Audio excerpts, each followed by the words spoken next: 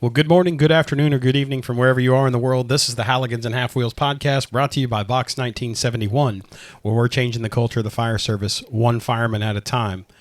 Joined today in the Fueled by Milwaukee studios by former major leaguer, first-round draft pick, no big deal, Whoops. Matt Mangini, who is the Oliva rep for the Oliva Cigar Company. How are you, sir? I'm doing great. Thanks, man. That's great. So what are you smoking on over there? This is the O Maduro Double Toro. That looks like a good stick. It's sweet. It's a sweet Maduro. Yeah? Yeah, Where's it grown at? This is Connecticut broadleaf. Yeah. Mm-hmm. Okay. So Nicaraguan binder filler, and it's. I mean, you would think it. You would look at it and be like, "Oh man, that's a strong cigar," but it's nice and sweet for the morning. Yeah. Yeah. A lot of people judge the cigar on the appearance of how it's strength-wise, and a lot of people would be remiss to know that if you, there are more Connecticut's out there with more nicotine in them Exactly. than, say a Maduro. Exactly. But those that are uneducated, right? That's the thing. So what do you got here? Those are pen lighters. We came out with those a couple of years ago Okay. for some events and whatnot. But yeah, you throw some butane in there, and if you're doing a lot of writing, Oh, shit. Look at that. you can pull the top back and relight your cigar. I didn't put any in. No, that's legit. Check that Yeah. out.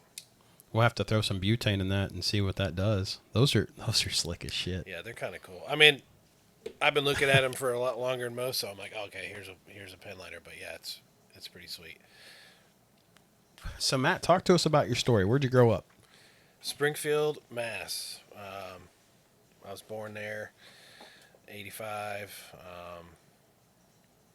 Always liked sports, played a bunch of different sports, and then we moved down to North Carolina in 94. I was 9 or 10. Right. And just kind of been down here ever since. Where'd you go to school at? High school? Apex High, The peak of good living. the peak of good living. And I think my freshman year, the year previously they won the state championship. Okay. So they had like 10 or 11 seniors on that team, so they were pretty well known in the area. And then coming in my freshman year, we kind of starting all over. Nice. But it's a good sports school for sure. Nice little yard down there, too. Yeah, it was very short when I played there. It was like 285, 295 to like left center or center field. So it was. Everybody's like, "How many home runs you hit?" I was like, "Well, I hit like 7 or 8 in a high school season, and then 7 or 8 in Legion ball." So, Right. but yeah, I wasn't like these guys today, man. They're hitting like 15, 16, 17 in a high school season. They would just walk me back in the day, or I'd swing and strike out. So I don't know. So there was a tournament there still is, in West Virginia called the Beast of the East. Have you ever heard of it? I think I have heard of that. So sadly enough, baseball in America has kind of started to dwindle. And they had 6 19 and under teams that played in this tournament. Now, when I was a kid growing up, there was probably 95 teams to 100 teams. Oh, wow.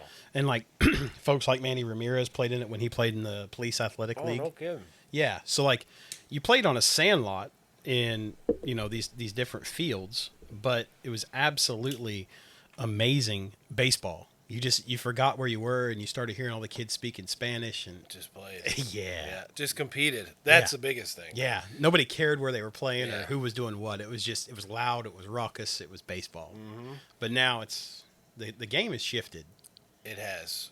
It's shifted to, younger and younger. It's get in front of somebody as soon as you can and hope to get a chance. I don't know. I could go on for hours about that, but it's like the developmental side of the game, and it's just kind of diminishing. Right. So you got an offer from Oklahoma State. Is that right? Well, I was at NC State first. Okay. I was there for 2005 and 2006, and I didn't really commit till like my senior year of high school. I played some football. I wasn't very good, and then my senior year, I was like, I'm not going to play football. I played some fall ball. Went to a couple more tournaments, and committed to state. Was there for 2 years, and then went to Oklahoma State. Transferred before all this transfer portal Right. nonsense. I say nonsense, but listen, No, I did it too. But this was way before. Before it was Vogue. Before it was like, yeah, I'm just not good enough. I'll, go somewhere else. But yeah, so I was there, and then signed after my one and done at Oklahoma State, is what you'd call it. What did you think of Stillwater? I loved it. Eskimo Joe's? Yes, yep, I was there often, and Often. coming from Raleigh, NC State and Raleigh, and then going to Stillwater, it was like, man, that Oklahoma State is really the only thing in Stillwater. Right. I mean, there's nothing not a there. whole lot going on. I think like James On Curry, remember that UNC basketball player? He was out there, and Boone Pickens had just put all that money into the athletic department. I think it was like $600 million. Old T-Boon's got some money. Dude, it went all to football right away. And then we're over there at the baseball stadium, like in the softball stadium too. Which they weren't bad facilities, but now if you look at it and you see the facilities, you're like, okay, right there it is. Right. So, how does that work on your end for those that are uneducated? Because it's not very often you get to sit down with a major leaguer. Cup of coffee, major leaguer. It doesn't matter. You had a cup of coffee, but you know what? That was good. You had a good cup of coffee. It was strong. It was double strong. espresso, That's right? right. That's right. So, how does that work? So you're in college. They're scouting you. Yeah, I mean, listen. I wanted to get there as soon as I could. I wanted to be a professional baseballer as soon as I could. So, I had a little interest out of high school, and it just wasn't going to be. So, went to college, and then so you play summer ball when you're not in school, and then it's wood bat. So I did pretty well after my freshman year, which I did not. I think I had 31 at bats my freshman year at State. Okay. And just under the radar, blah blah blah. I went to Thunder Bay in the Northwoods League. Okay. And had a great summer. So did that. I think I was summer All-American, second team All-American or whatever. All that stuff, and came back my sophomore year. To NC State, and like within 2 weeks, I knew I was going to the Cape. So then you go to the Cape. I won the batting title there. Went to Oklahoma State the next year. Had a subpar year, and still was able to get picked up, fairly high. And I was like, let's just sign the papers and let's go. Let's do it. It was, it wasn't a whole lot of overthinking. You want to go as high as you can and. Right. Try to get the most money you can and get to business. So. What did you think of the Cape? I love the Cape. It's great baseball. Dude, it's like you got the best players in the country, and you're playing on some of the worst fields. Absolutely. Like people don't understand. Like there might have been 2 good hops on every field you played. It was like to be able to play defense at the Cape. I mean, you got to be solid. You got to be a magician. I'm telling you, the surfaces, and it's no disrespect to the league, but that's part of the aura of the Cape Cod League. It's like we're going to play in the backyard. Right. Put the best people here. People are going to do their thing, and the rest is history. And you look back, it's like, man, I think they just celebrated some, I don't know what it was, league anniversary or whatever. But, yeah, it was a good experience. I had a great host family. The D. Giovanni's. I think Tino just passed last year, but he had like a long list of players that came and stayed with him, and had made it to the major leagues. That's cool. Yeah. So that's really cool. So I worked in the Alaska League, the Alaska Baseball League, and some really good college baseball players from the West Coast. On some of the worst fields I've ever seen. Yeah. The Alaskans take a lot of pride in their fields, but it's just not conducive to good baseball. Yeah, it's tough. Yeah. But like going back to the Northwoods League, that's very similar to minor league baseball. The stadiums, the playing surfaces, the bus travel, that to me was identical to minor league baseball. Right. Now, where was your first stop in minor leagues? I went to Everett. Washington? Everett, Washington, yeah. Yeah. I think I was stuck in traffic on the way to the first game and got there in like the second inning. So Did you get a fine? No, it wasn't my fault. And then I think the next day I got in there. I don't even know if I got a pinch hit that day. I think I struck out. I was just trying to go deep. Wanted to be seen. Oh, I just was like, oh, here I am, and I struck out. So it's worth noting that you're a first round pick. Well, supplemental. Doesn't matter. Supplemental, yeah. I didn't see an asterisk next to it. That was the year, or the year prior. I think JJ Puts, something between JJ Puts and the Mets and the Mariners. So we had that pick, that compensation pick, and we got Mike Carp, I think, in that deal, which ended up being a good friend of mine, roommate, and World Series champ with the Red Sox. Yeah. So love the Sox. Yep. I love the stadium more than the Sox. I just like the stadium.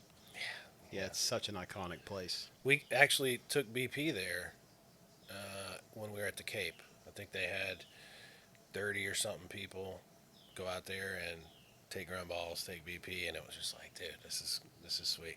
So I got to work a non-conference game with Boston College there. They do that. That's right. So I took my socks and my shoes off and just walked for an hour. Just walked.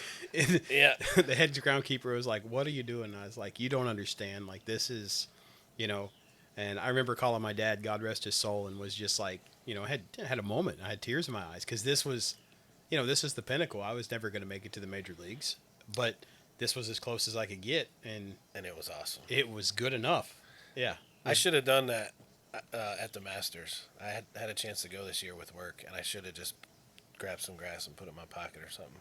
Oh, you went to the Masters? Yeah. Yeah. Son of a bitch. Yeah. It was an experience. I bet. Better than you could ever imagine. Everybody, I wore a Masters shirt last week, like a pink shirt. I just liked it, so I bought it. And pink's definitely your color. Thanks, buddy. Well, the Barbie movie was with out. The mustache. So the guy was like, "Oh, did you go to the Masters?" And I was like, "I wish. Like, that is one sporting event that I wish that I could go to. But man, what an event! Just the whole thing. Yeah, it's insane. I was supposed to go 2020. Obviously, that didn't happen because of the pandemic and everything or whatever. But I was like, how many chances do you get to go? And then for this to happen, I'm like, I'm never going to go. But thankfully, Oliva asked me again to go out there. If you need somebody to carry your suitcase, I will volunteer. Definitely. Nothing like Augusta. Yeah. There's nothing. And Fenway. Those are two iconic places, and oddly both on the East Coast. Yep. Yeah. Say what you will. What'd you think of the locker room in Fenway? It was small. Yeah. I thought it would be bigger, and the umpire's dressing room was terribly small down the left field line. They just redid it a couple years ago. But the dressing room and the clubhouse was pretty outdated. Yeah. Mm-hmm. I was very surprised to see that from the Red Sox organization. Yep. It's a lot of people don't think about that stuff, but I mean, you're there playing a 3 or 4 game series. The facilities are the facilities. Yeah, it is what it is. So you just kind of take it. But what's your favorite place to play? Well, I think I only played in like 4 or 5 big league stadiums. Honestly, Durham was pretty nice. Surface-wise, like that was one of the best playing surfaces I've ever played on. They say that it plays within an eighth of an inch of level anywhere on the field. It's unbelievable. I mean, there's not a whole lot of bad hops out there. Yeah. And surface-wise, I'd say that was probably the coolest. Locker room-wise, I mean, Texas was pretty cool. The old Texas Stadium. Yeah, that's a really nice. That's a nice place. The new field's pretty nice too. I hadn't been there, but I know like the area where it is too. It's just a nice area. It's where the National Medal of Honor Museum is going to be. Mm-hmm. Chris Cassidy, you were talking to me before we started this. Being an auctioneer, I've gotten to do some cool things. So Woody Williams was the last living Medal of Honor recipient from World War II, and I got to help serve as his auctioneer for his foundation and got to do some cool stuff and got to meet all these cool people. Well, Chris Cassidy was a Navy SEAL astronaut. What? Yeah. And like what a cool human. There's a lot of stories in there. Yeah. Like he spent a ton of time in space, but he is the director of the National Medal of Honor Museum that's going to be in Arlington, Texas, right down there by Jerry's work. Yeah. So that is like pretty cool, at least for me, because knowing Woody and Woody's family, I'm actually going to go do. His grandson Brent is doing in September a renewal of vows in Lexington, Kentucky, and they want to have a cigar and bourbon tasting at the event. Okay. So Gladly load up, and we're going to go to Lexington. Hell yeah. Yeah. Yeah. No, it definitely the cigar world and baseball and the fire service, people are listening to this. Why in the hell are we talking to a guy that's a former major leaguer and a cigar salesman? Why are we talking to a rep? And it's because we want to bring different people on. We want to talk about different things. You can only talk about fire engines and fighting fire and today's, staffing problems so much. Right. Let's talk about good things in life. And I was telling you before, I grew up around the firehouse. My dad was a firefighter for 12 years in Springfield, Mass. So I grew up going to the fire department, and, I met you and we're like, oh, baseball, oh, cigars, oh, firefighting. And I was like, I think we could probably be friends. We could probably talk. We could probably be friends. So yeah, man, it's just been a cool. It's definitely a different world, and for me, like I was saying, this is my first cigar of the day, and you're like, it's my second. Mm-hmm. This to me, I don't smoke just to smoke. I smoke to enjoy. Yeah. And I don't get why some people want to rush through them. I mean, hey, as a guy in the industry, I'm sure that you're very happy that they just plow through them. Yep. But I just can't plow through a cigar. I want to sit and enjoy and savor. Did you ever chew tobacco? I did. Okay. Yeah, I got a fine for it. Yeah. You used to hear about the tobacco police in the stands and stuff like that. Yes. Ridiculous. I used to chaw. Okay. Yeah, I was a Levi Garrett guy. Yeah. So I was a plug guy. Did you ever put the cinnamon in there and the honey? No. Okay. Well, I don't want you to start chewing again, but I'm just saying. Cinnamon? Cinnamon and honey, and you just mix it up. Yeah. I bet that is just terribly sweet. Terribly sweet. You could put a little bit of like Kahlua in there too. That's what all the Latin guys would do. Really? Yep. I'll tell you one thing I picked up from the Latin guys was Malta. Malta. Yeah. What is that? Malt drink. So Okay. it's a malted drink, but it's not alcoholic. And especially the Cuban culture and the Puerto Rican culture, they grew up on Malta. They would drink it, but you would take that, probably drink an inch of it in the bottle and then fill it with condensed milk. Oh. No. Like it would pair perfectly with that cigar. I bet. Hand of Jesus. It is stupidly good. Stupidly good. I was looking for a picture. I was trying to find it, and I'm going to find it. I've got a picture of me, and I took some batting practice. Charlie Montoya threw batting practice to me. I just got to find it. That's the All-Star game in 2014. Oh, wow. See, Yeah. man, that's just a beautiful stadium. Yeah, it's absolutely gorgeous. And we're talking about the Durham Bulls Athletic Park of downtown Durham. If you've never been, definitely, if you're a baseball fan, worth the trip to see. Tickets are cheap, too. I mean, my goodness, they're not expensive at all. Absolutely worth it. I'll tell you another beautiful place is PNC. I believe it. That view right there, I will go all the time just to sit behind home plate. Don't care what it'll cost, but just to look at that skyline. It's just a cool town. Yeah. Yeah. So, speaking of Pittsburgh, we're doing something a little different. Karen Berger is coming out with the Karen Berg, Burgher cigar. Is it black and yellow? Yeah, we're getting ready to do some promo stuff on it and get it Cool. out to people. It'll be a Maduro cigar. I don't know if you've ever been to Pittsburgh, but their cigar culture in Pittsburgh is Big. very iconic. Yeah, it's big. And everybody's supportive. Like if, like say that you want, like right here, you want the Serie V Liga special, right? You want that. Oliva. Sorry. I always say it wrong too. Oh, you did. You said it right, but I just had to. Oh, did I say it wrong? No, you said it right. Oh, Oliva. okay. Well, I mean, you've corrected me a million times. I'm Caucasian, bro. Leave me alone. No, so if you were out of that, instead of being like, oh, we'll get it next week, they'd send you down to Charlie's shop down the street. Yeah, it's a good community for sure. Like and some of the places are like old taxpayer buildings, brick and mortar, and then some places are really, really nice. Like the Rocky Patel Lounge is super nice, and then you've got, some places in strip malls and whatnot. But I will tell you, I've never met a more proud people than the people of Pittsburgh. It's a hard-working town. Oh my God. Well, and a lot of you talk to true baseball guys, they're like Pirates. I was enjoyed watching him before he got hurt, but Cruz, the shortstop. Yeah. I mean, what a freak, dude.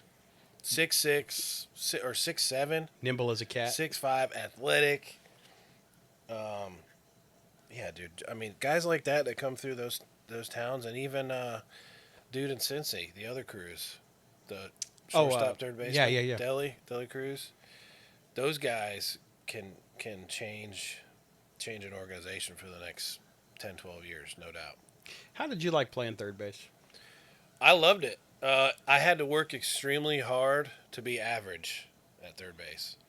Being a bigger guy, there's always the defensive questions, and if you're a competitor and an athlete, you just want to hush all that stuff, so you kind of work your ass off to get where people don't notice it. But again, I had to work really, really hard to be average, and you can't think a whole lot. You just have to work.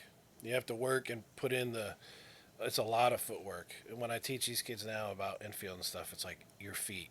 If you have terrible feet, you're gonna have a hard time playing infield. But yeah, you don't have to think a lot. You react, and it's a lot of angles, and anticipation is another thing too. So I played some first as well. But yeah, just definitely a corner guy, not a speedster, no doubt. Oh, that's you taking BP. Yeah, that's Skip right there throwing to me. Not a bad little contact position there. I hit the ball. You did? Yeah. You can go deep there? Yeah. Wow. Yeah. That's impressive. Still have the bat. That's impressive. Very impressive. And then they were playing Gwinnett, and Snitker was the skipper. Yep. And mustache guy? Yeah, mustache. Not a strong mustache, game. No, not like that. So Snitker was walking down the third baseline, and he stepped out into left field, and I let one loose. I mean, a frozen rope, and it one hopped into the back of his foot. Oh. And his next words were, "Fuck!" Screamed it loud. Yeah. Yeah. Yeah. Made for an awkward evening at third base for me. That's right. You're the jackass that ran one off my foot. Yeah. But I had a great time. Christy was with me and got to, take some BP and hang out with the guys. Did you ever play with Jerry Sands? I didn't. He Okay. was he came up with the Dodgers, right? I know he's from around here somewhere. Yeah, he's from Catawba. Okay. Yeah, out I-40. Yeah.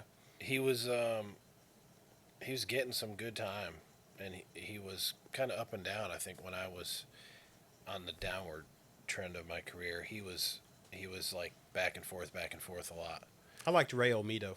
Ray Olmedo. He was like a journeyman infielder. Okay. He could play anywhere, but hardly spoke any English. I remember when Mookie Betts was coming up. I would look at him and be like, "Is that chain gold plated?" And he'd be like, yeah. Knowingly. Good times, man. Good times. But that is a beautiful ballpark. And you know what? I got to work at the old ballpark too. And that is, you talk about Spartan, the area that you walk in behind home plate underneath. So on the first base sides, the old Durham locker room, which is now NCCU or whatever it is, Central University. They play in the MEAC. Yeah, that's the old DBAP. Yeah. Yeah. So their clubhouse is underneath there, and then there's a clubhouse down the right field line. And it's just a central tunnel. And literally the umpire's locker room is just as big as this area that we're in right now. And the going back to it's a dirt floor. They've never concreted it. That's another great surface. Yes. In this area. That we do a little plug here on August 15th. We're doing a big showcase game out there with some of the high school guys in the area. Well, this will air the 15th Okay. at noon. Okay, so yeah, get out there today. Free hot dogs, free admission. Some of the best high school players around are playing in front of a bunch of college coaches. Now, is this your deal that you're putting on? A buddy of mine, Charlie Young, has been doing it for 8, 9, 10 years. Michael Jordan Nissan gets involved. It gets involved and sponsors a lot of it. And it's really cool. I think last year there was like 6 or 7 guys that made it to the big leagues that have played in the Dirty 30. Now, these guys do their own thing, but we just get them together and play in this game. Right. And give another opportunity. And sometimes if you're under the radar guy and you're playing with a high profile guy and he comes and plays in this game and, college coach from here or there comes see it, it's an opportunity. That's right. And that's really what Charlie's done with this thing. And he's super humble about it. Big cigar guy. Sometimes I tell him, like, dude, you got to promote this thing, be proud of it, because these kids aren't paying tons of money to go play in a tournament. You're out of the goodness of your heart doing this thing for these guys. So he's... Did the Bulls give him the stadium? No. No, he does a lot of stuff for this event. Okay. And, so we're kind of working together this year a little bit, and it should be fun. So August the 15th. May have to check that out. Who's umpiring it? I don't know, but there will be umpires. There'll be like a video, a live stream of the game. I found a guy, Bill Martone. He does some high school baseball around here, and I was trying to keep up with some of my hitters that I teach. Right. And I found this thing on YouTube, and I'm like, dude, this is the coolest thing ever. Live broadcast of some high school games, and so we got connected. It's called Live from Behind the Backstop is his channel. Okay. For a guy like me to keep up with guys all over the area, sure, he was covering some of those games. So, well, the baseball culture here in North Carolina, being with Kerry being the head of USA Baseball, yep. We've got some really good yards, and then you've got a ton of minor league baseball from the Coastal Plains League to Single A to, there is a ton of baseball in this area.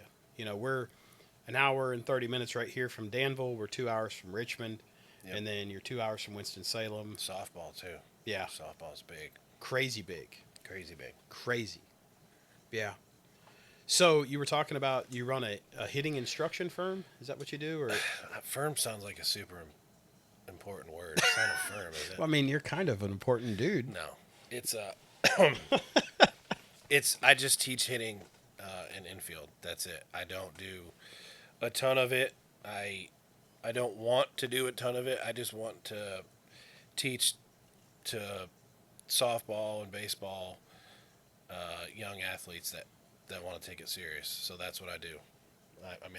I don't try and do 50, 60, 70 lessons a week. I don't.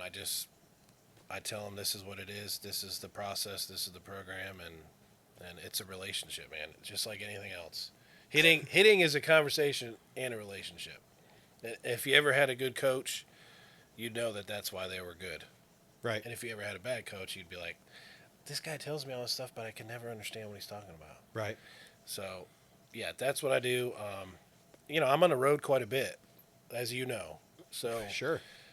Fitting that in with work and, being a husband, being a father, it's, I do just enough to fill my cup. Right. That's kind of keep you involved. Yep. Yeah, there's nothing wrong with that. The what are you sipping on? Coffee over there? I was gonna say, what time is it? 10:52. It's just lemon water, man. Lemon water, yeah, keeping you hydrated. Yeah, it's not 5 o'clock yet. Somewhere it's 5 o'clock. Yeah. The international date line. That's right. I'm sure over in Dubai or someplace. I don't even think they're allowed to drink or smoke over there. Probably not. A friend of mine went to, my wife's friend went to France and brought me home. She brought me home 2 Partaguses and brought them through like customs. Partagas Sherry D. D. Yeah. They're gone. That was like the #1 cigar in the world last year. Yeah, 2 years ago, wasn't it? It was amazing. They're good. Yeah, it's gone. Yeah. She gone. Sat on the porch, listened to nothing, had a great time. It was beautiful, absolutely beautiful. Listen, when they're right and they're good, no doubt about it. I didn't even have my phone. No. It was just that great of a night. Yep. Just me and the dogs hanging out. My wife's gone till the 11th, so it is what it is. Batching it out. Batching it out, bro. Batching it out. We've been teaching a ton of firemen. We've been all over.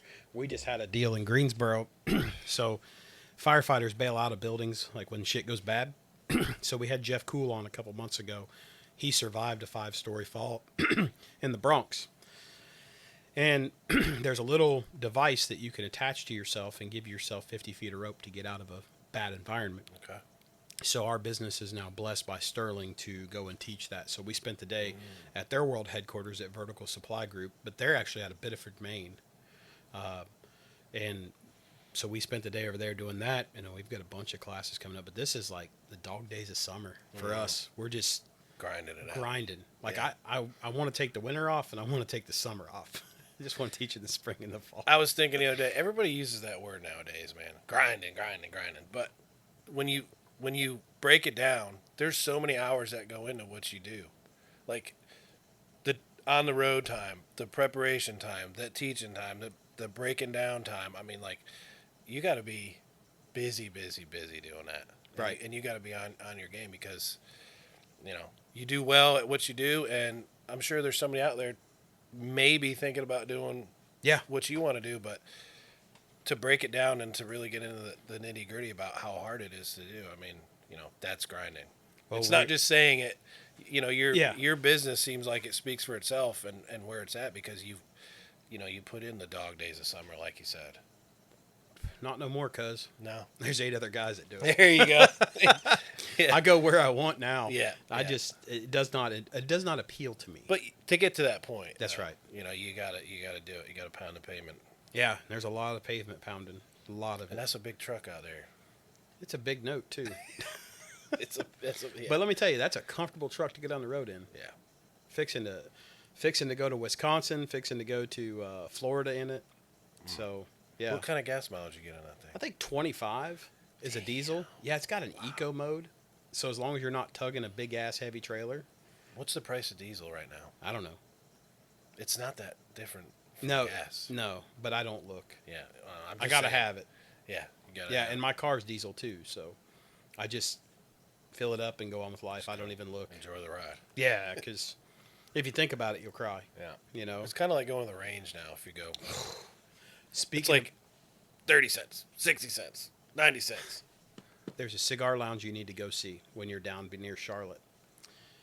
Downtown Lexington, the Cigar Loft. Cigar Loft. Okay. Derek is the owner of that place. Go inside.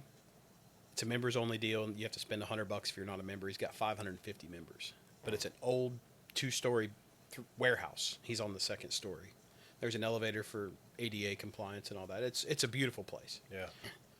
Big leather furniture, open spaces, a putting green inside. So I'm talking with Derek the other day. We're burning a stick. He says, "Hey, I want to show you this around the corner." It's like, well, okay.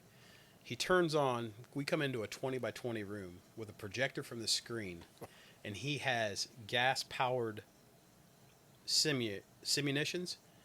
He's got an indoor shooting range, digital shooting range, and the guns pop, pop, pop, pop. At the cigar shop. At the cigar lounge. Yes, sir. Does he have booze there too? Yes. Man, he's an ATF's just wet dream. You know that? Well, it's just simunitions. Yeah. It's just that's all it is. It's just a digital screen. That's pretty badass. Yeah. I spent 3 hours in there. I mean, if you got 550 members, you know, you got to do something like that to keep them. Well, I mean, the putting green, the TVs. Yeah. You know, he's got a decent selection of cigars. It's like a dude ranch. Yeah. That's what it is. Kind of like this place. Yeah, it's kind of, you know. This is a dude ranch. Yeah, well, you know, you can ride in the race car, you can hang out upstairs and smoke cigars or watch old westerns. Are you going to have anything at your place for shooting and stuff? For here? Yeah. Yeah, we've got a small range here that Nice. we can shoot 100 yards. So the neighbor, God rest her soul, just over the other way, she had a 1,000-yard range. She was a big proponent of the Second Amendment. That sounds like it. And she was shooting pretty much up to the month before she passed. Yeah, she's the real deal. Huh. Her and her husband came from Long Island. Yeah, Long Island. Which is not the most friendliest Second Amendment area. No, it is absolutely not. And the crazy part is that they are just humble people. Like they were good people, but their kids are all over. They've made their money in real estate in New York City, and kids live all over. I think she was living in Nashville when she passed. Cool. Yeah, big ass house, biggest house in the county. It's like 8,000 square feet. It's huge.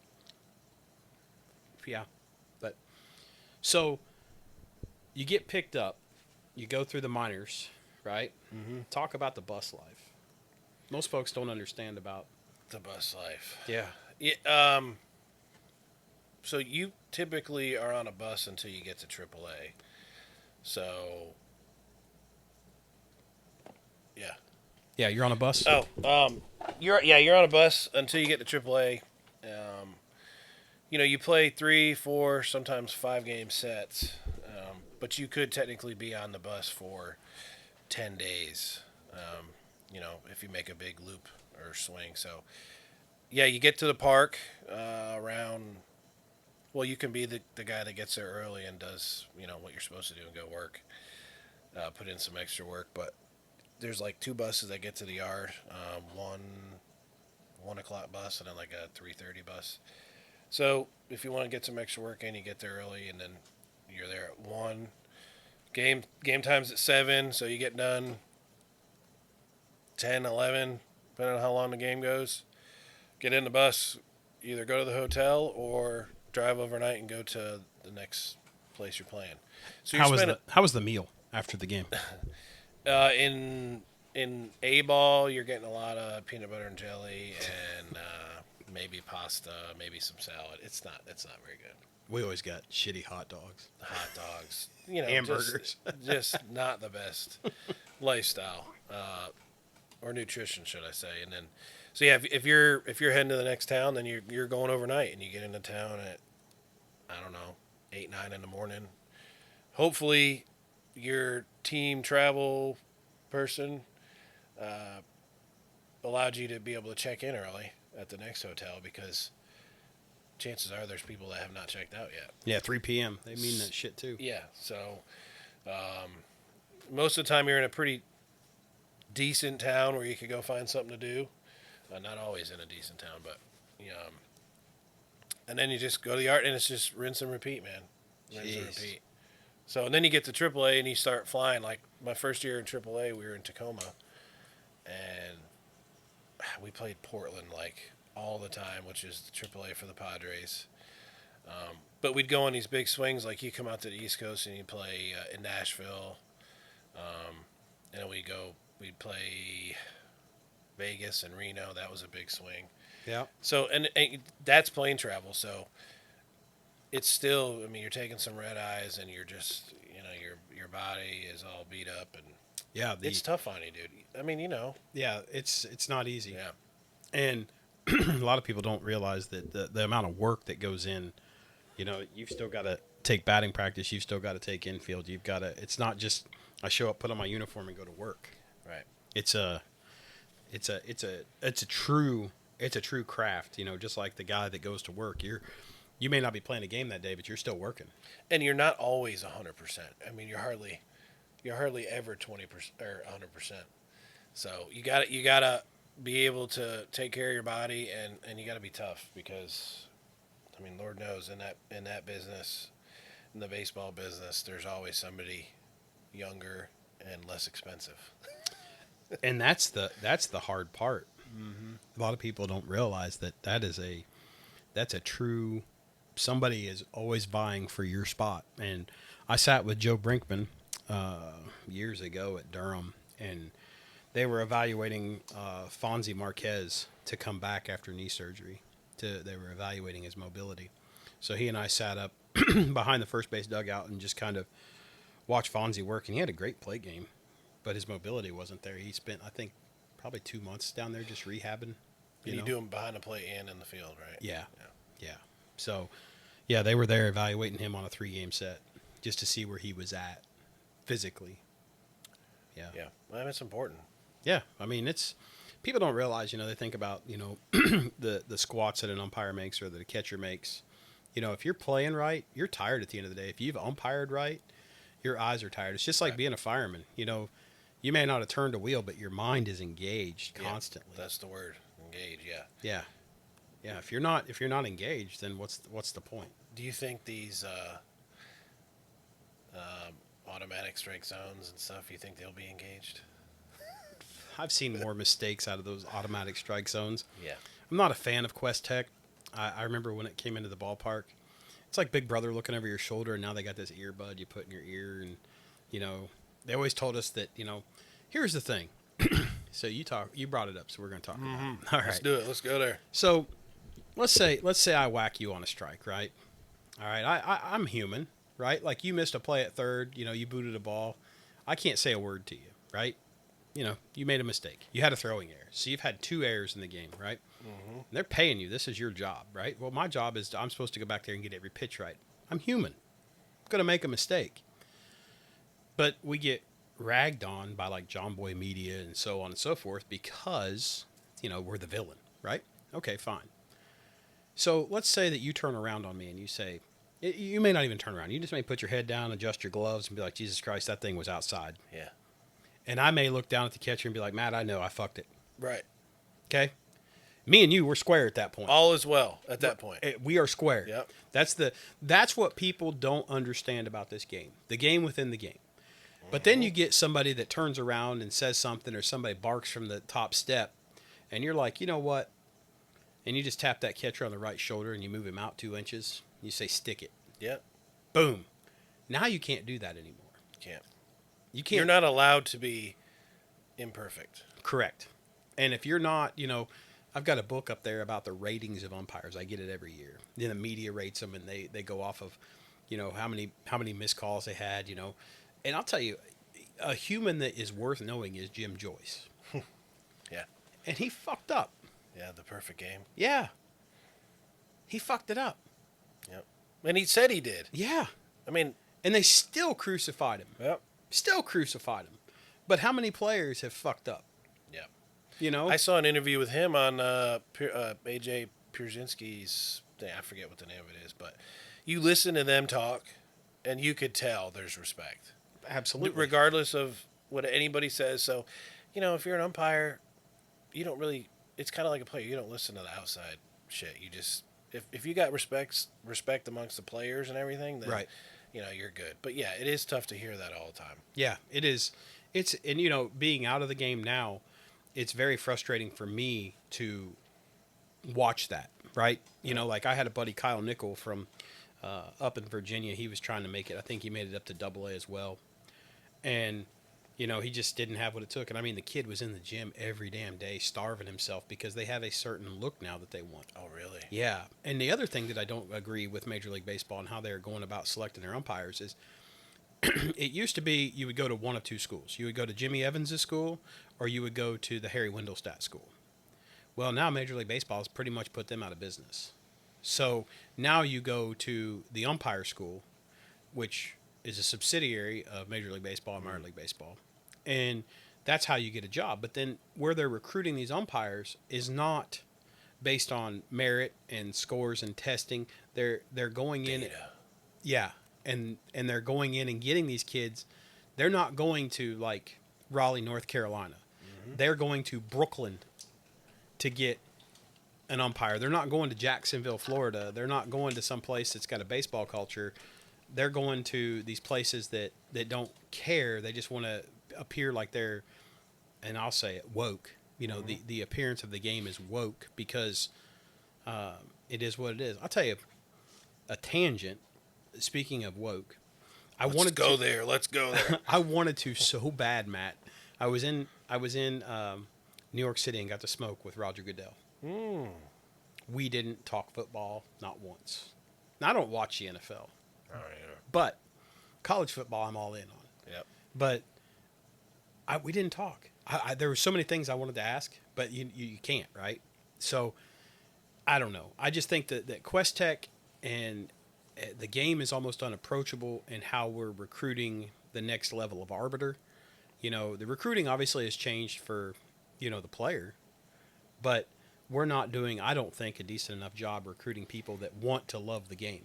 Because if you put your money on the line, it costs a lot of money to go to umpire school. Mm-hmm. You got to have your own stuff. You got to have everything. Yep. And, I mean, I vividly remember the hotel staff not giving us washcloths because we would polish our shoes at night, and we'd put tape on the floor and stand in front of the mirror, and we would call strikes and balls all night long. Yep. Now, how much of that, just out of curiosity, you look at like the catchers and stuff now. I mean, it used to be like players and umpires, there's information before each professional game. So you know who's behind the plate, you know who's in the field. Yeah. You know who's a starting pitcher. There is a certain amount of information that goes out there. But, like, I remember so-and-so's behind the dish today. You know, he's always got this type of zone. Yeah, a pitcher's strike zone or a hitter's strike zone. Yeah, and the catcher knows it, the pitcher knows it, and a lot of the position guys know it. So there is a reputation that you guys have. Right. Whether it be good or bad. But sure, the fact that you know that already, that should be enough. You know, if you're a pitcher and you know so-and-so likes this area, then you wear it out. If you're a hitter and, you know, let's just say Jeremy's got a low zone. He always has. Well, then guess what? Make an adjustment. The game's not perfect, dude. They try to get umpires and these teams, and, you know, look at the Yankees, dude. They're never going to be perfect. Right. But they're paying a lot of money, and there's a lot of guys hitting a lot of solo homers. A lot of solo homers. A lot of strikeouts. But you know what it makes? Good TV. That's right. A lot of solo homers, man. And I don't know what, I think I looked the other day, Judge has got a bunch of homers, and then you look at his RBIs, and you're like, dude. Yeah. There's nobody on base. Yeah, there's nobody. There's nobody on base. You can hit the ball a mile, but when they're 2 and 3 and you're only hitting ones, yeah, that's a problem. Yeah. Yeah. But I'll go get another beer and a hot dog to watch him hit in the ninth, you know. Yeah. Just because he might hit one 700 feet. Dude's an animal. Yeah. He's an animal. Yeah, absolute animal. Yeah, the one thing. So you got so how was it when you got called up? It was busy. So it's funny. Our AAA team that year in Tacoma, we won the PCL. So we won that. We won our league, and then you go play the International League at a one-game championship game, and we played it in Oklahoma City. It's a nice place, the Brickyard. Yeah, that is a nice place. Yeah. Very nice place. And then after the game, they called 3 or 4 of us in. The manager did. Nachi was actually our manager. Our manager all year, Darren Brown, got called up to the Mariners to I think they fired Wakamatsu or something. And Brown went up to fill in. So our hitting rover coordinator, last name Castro, call him Nachi. He's the bench coach for the Braves now. World Series. Yeah. Anyways, so yeah, they called a couple of us in the office and said, you're going up. So they were in Toronto. So we're flying out at like 3, 4 in the morning, get to Toronto. The 4 of us get to the airport. There's a bus, take a bus. They hand you a boatload of cash for your meal money. Oh, yeah. You go into the hotel. You know, you never see your bags. And they're like, all right, this time the bus goes to the field at this time. So then you go, and then you're just, you know, you're there. It's like everyone has got tunnel vision. They got blinders on, and they're working. They do their, you know, they have their routines. They have their lifestyles or whatever. But you get to the yard, and it's like, okay, it's just work. Right. And game time comes on, and, you know, whether you're playing or not. I do remember my first at bat. I was super nervous. I was like in my stance, and my legs were like, damn. I felt like I just did a set of squats or something. You know, like you just got to shake it. And I think it was a guy that I had faced probably 20 or 30 times in AAA, because the Blue Jays AAA was Vegas, and we had played Vegas a million times that summer. So I'm like feeling good, you know, and I'm trying to get the nerves out of there. But yeah, it was something I always remember. Yeah. Struck out too. Well, you'll have that. Yeah. You didn't go down looking, did you? I don't think so. I don't think so. Well, we'll just tell the story that way. Yeah. You went down swinging. Yeah, I went down swinging. Forward K in the book. That's right. That's right. So, the being in the show, it just, you know, I've heard all the stories about not touching your luggage. Mm-hmm. It's true. You get there, your uniform's hanging. It's true. Yeah, I tell this story. I You're used to hitting put pearls for batting practice. Oh yeah, pearls. I mean, it's just like, you know, it's like the Masters. It's better than you could imagine, right? golf tournament. That's the second time you've thrown that in my face today. I'm just going to wear you out. You son of a bitch. So, as athletes, you always, my wife laughs at me too, because I always walk around the house. I never put my bare feet on anything. And I think that's from being in a locker room atmosphere my whole life. So Sure. I'd put baby powder on my feet before I put my game socks on. You got your routines. And then I'd get up, go take a leak or something, come back. And normally there's baby powder on the floor from left over from where I made, put baby powder on my feet. You come back and it's gone. And I'm like, what the fuck? It's gone. So next day, do it again. And I'm like, put baby powder on there and you got your outline of your foot there and go take a leak, come back. I was like, there's people in there who sit there and watch you and clean up after you nonstop in the locker room. Just clubhouse attendants. I mean, there's like 6 or 7 of them in there, and they make good money. Do y'all have to tip them? Yeah, I mean, everywhere you go, you're tipping. Yeah, it's just that's Same the with way us. it goes. Yeah, Yeah. if you want to get treated well, you tip them. So yeah, and if you want something to eat, they'll go get it for you. If you want some headphones or whatever, and you just it's work. It's awesome. Yeah. Yeah. Taking batting practice in some of the coolest places in the world is, the sound, man. The sound is just yeah. beautiful. Yep. Yeah. Sounds like a whip. Yeah, you go to like a high school or college game and you hear the ding. It's like, man, it just doesn't do the same. I wish they would outlaw metal bats. They should. I mean, these guys are professionals now in college. Yeah. They're, anybody can go get a sunflower seed deal apparently and do this and get plugged into your local community and make you're a paid athlete at that point. Yeah, that NIL So make them deal. use wood. Yeah. I agree. Yeah. Wood is the way to go. Wood is the absolute way to go. I just, for me, I think one, it's a safety thing. Exit velocity. Mm-hmm. 2, you have to hit it square. Yep. There is no accident. You've got to hit the ball square. So, what made you get into wanting to teach people how to hit, these younger athletes? Well, I did a little bit of coaching when I got done playing. I was doing some lessons and did some coaching. But there is a difference between coaching and teaching. And I do enjoy coaching, but there's also a lot of responsibility that goes into it in organization and planning. And I don't want to say that I'm not a good coach, but at this point in my life right now, I do not want to be a head coach or anything like that. I have no problem being an assistant coach and spending more time teaching.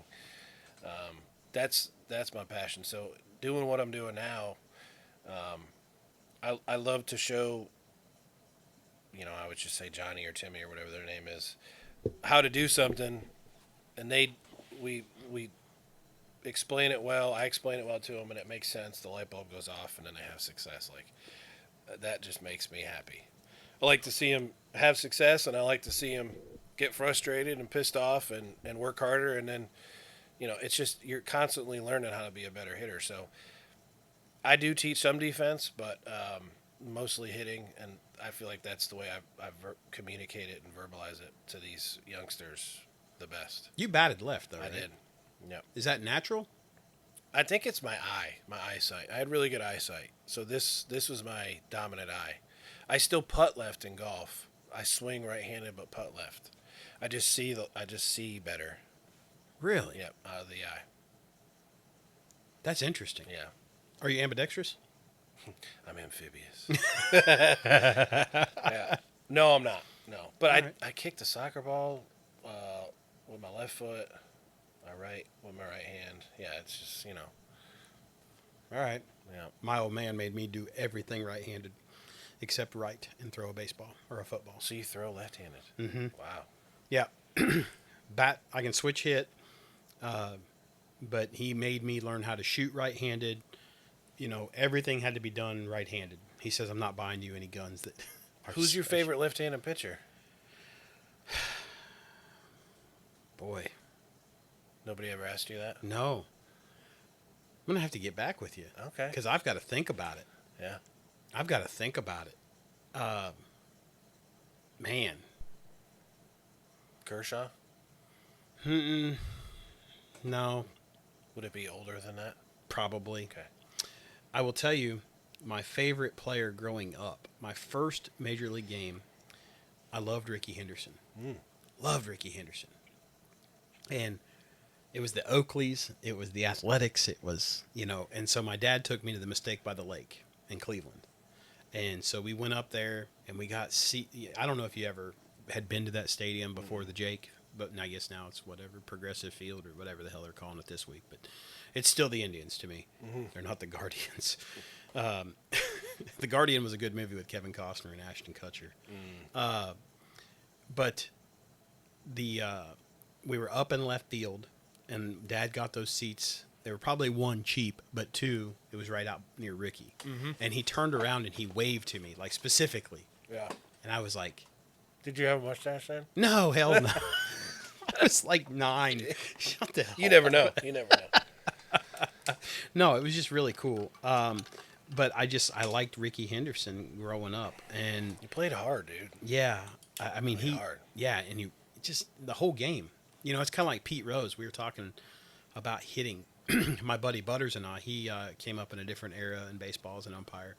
We went to Cooperstown, and so we went up and worked in Cooperstown, and we did the whole Cooperstown Dream Park for a week, and then did all that, and then went to Cooperstown every day, and it was awesome.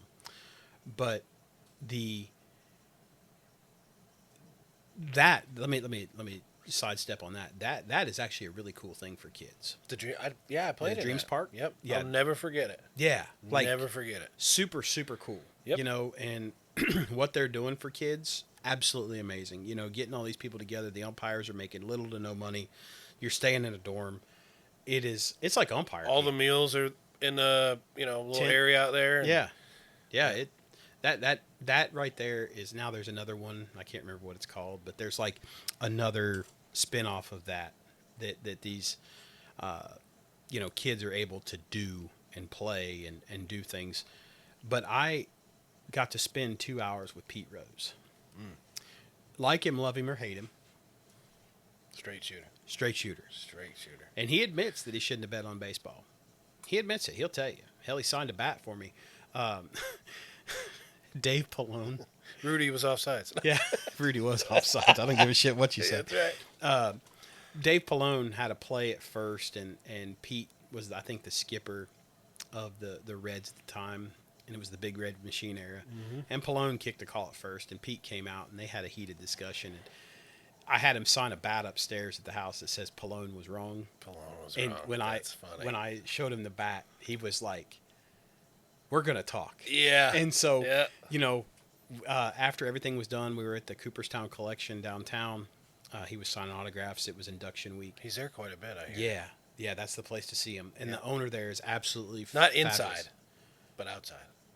Oh, outside the hall? Yeah. Yeah, no, the Cooperstown Collection's a store. Okay. Just down, I think it's like 10 or 12 doors down from the actual hall.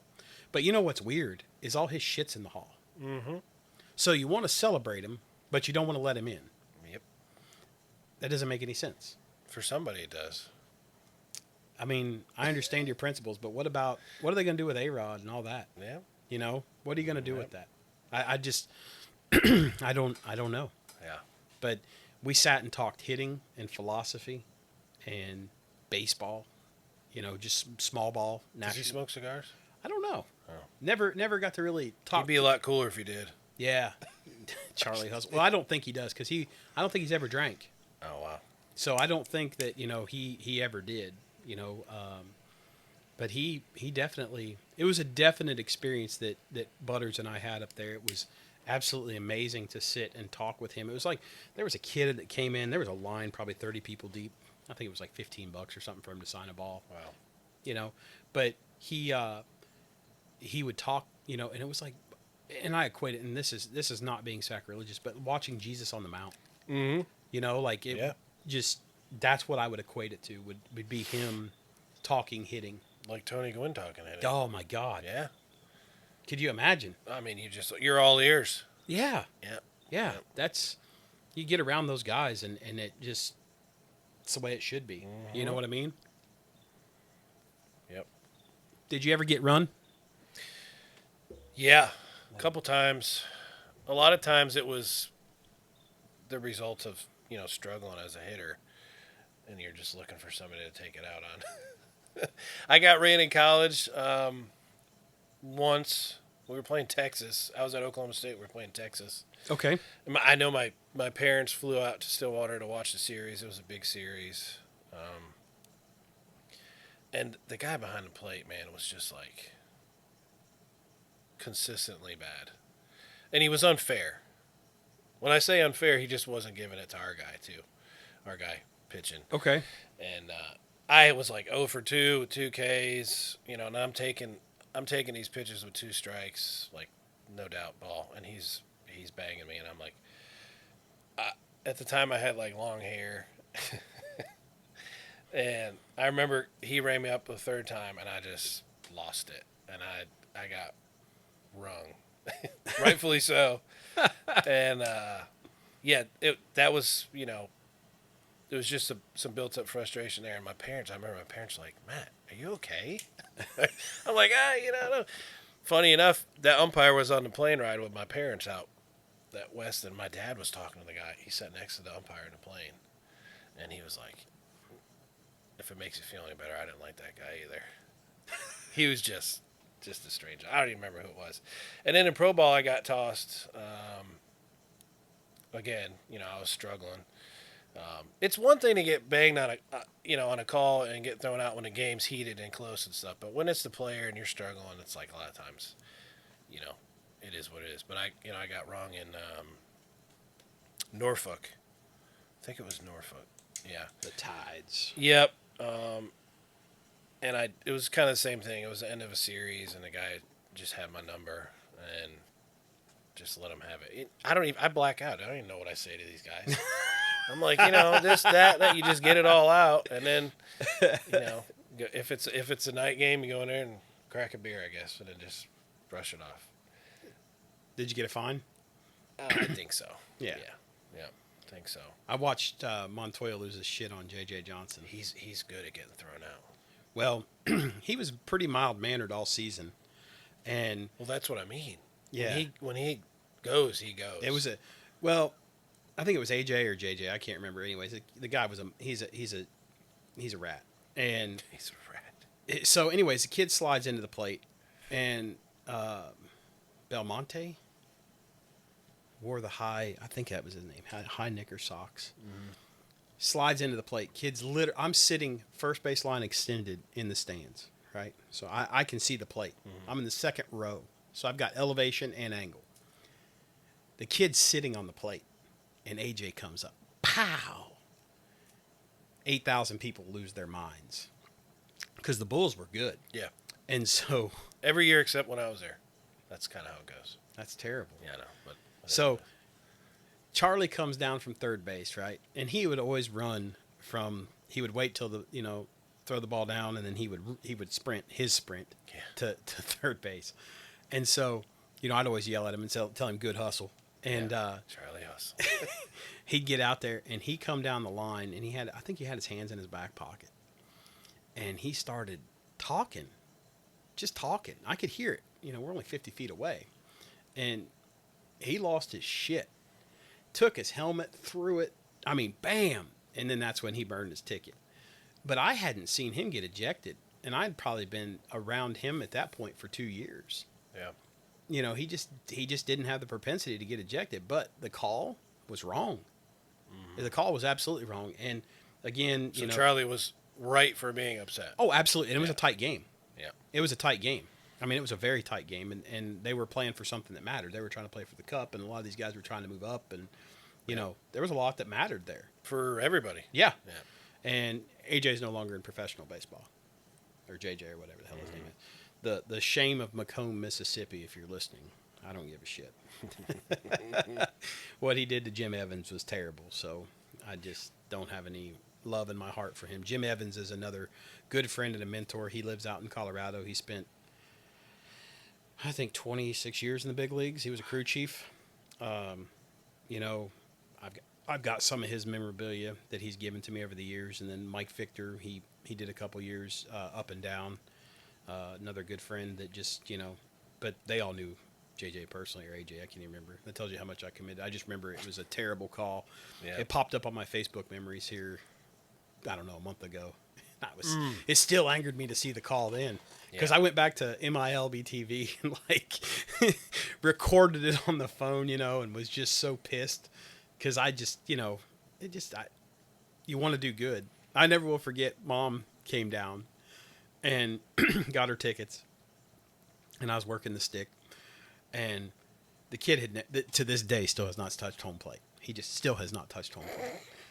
And swipe tag got him. Kid pops up, thinks he's safe. He does the whole hands out safe thing, and I get him. I get him good. Skipper comes out and he wants to have a conversation. I said, And you always would hear him out, correct? Yeah. Yeah. So that's a side story. I'll get into that later. yeah. Yeah. So of course I'm going to hear your side. I hear your grievance. This Yep. is your forum. Just don't make it personal. And Yep. he came across, and then he did something they shouldn't have done. He said, "You've been fucking us all game," and he said it loud enough that people could hear it. Right.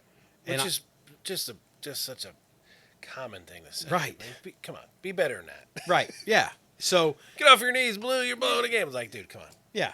me something First off, I'm wearing black. Yeah. I'm not blue. Right. And at this level, we call each other by first name.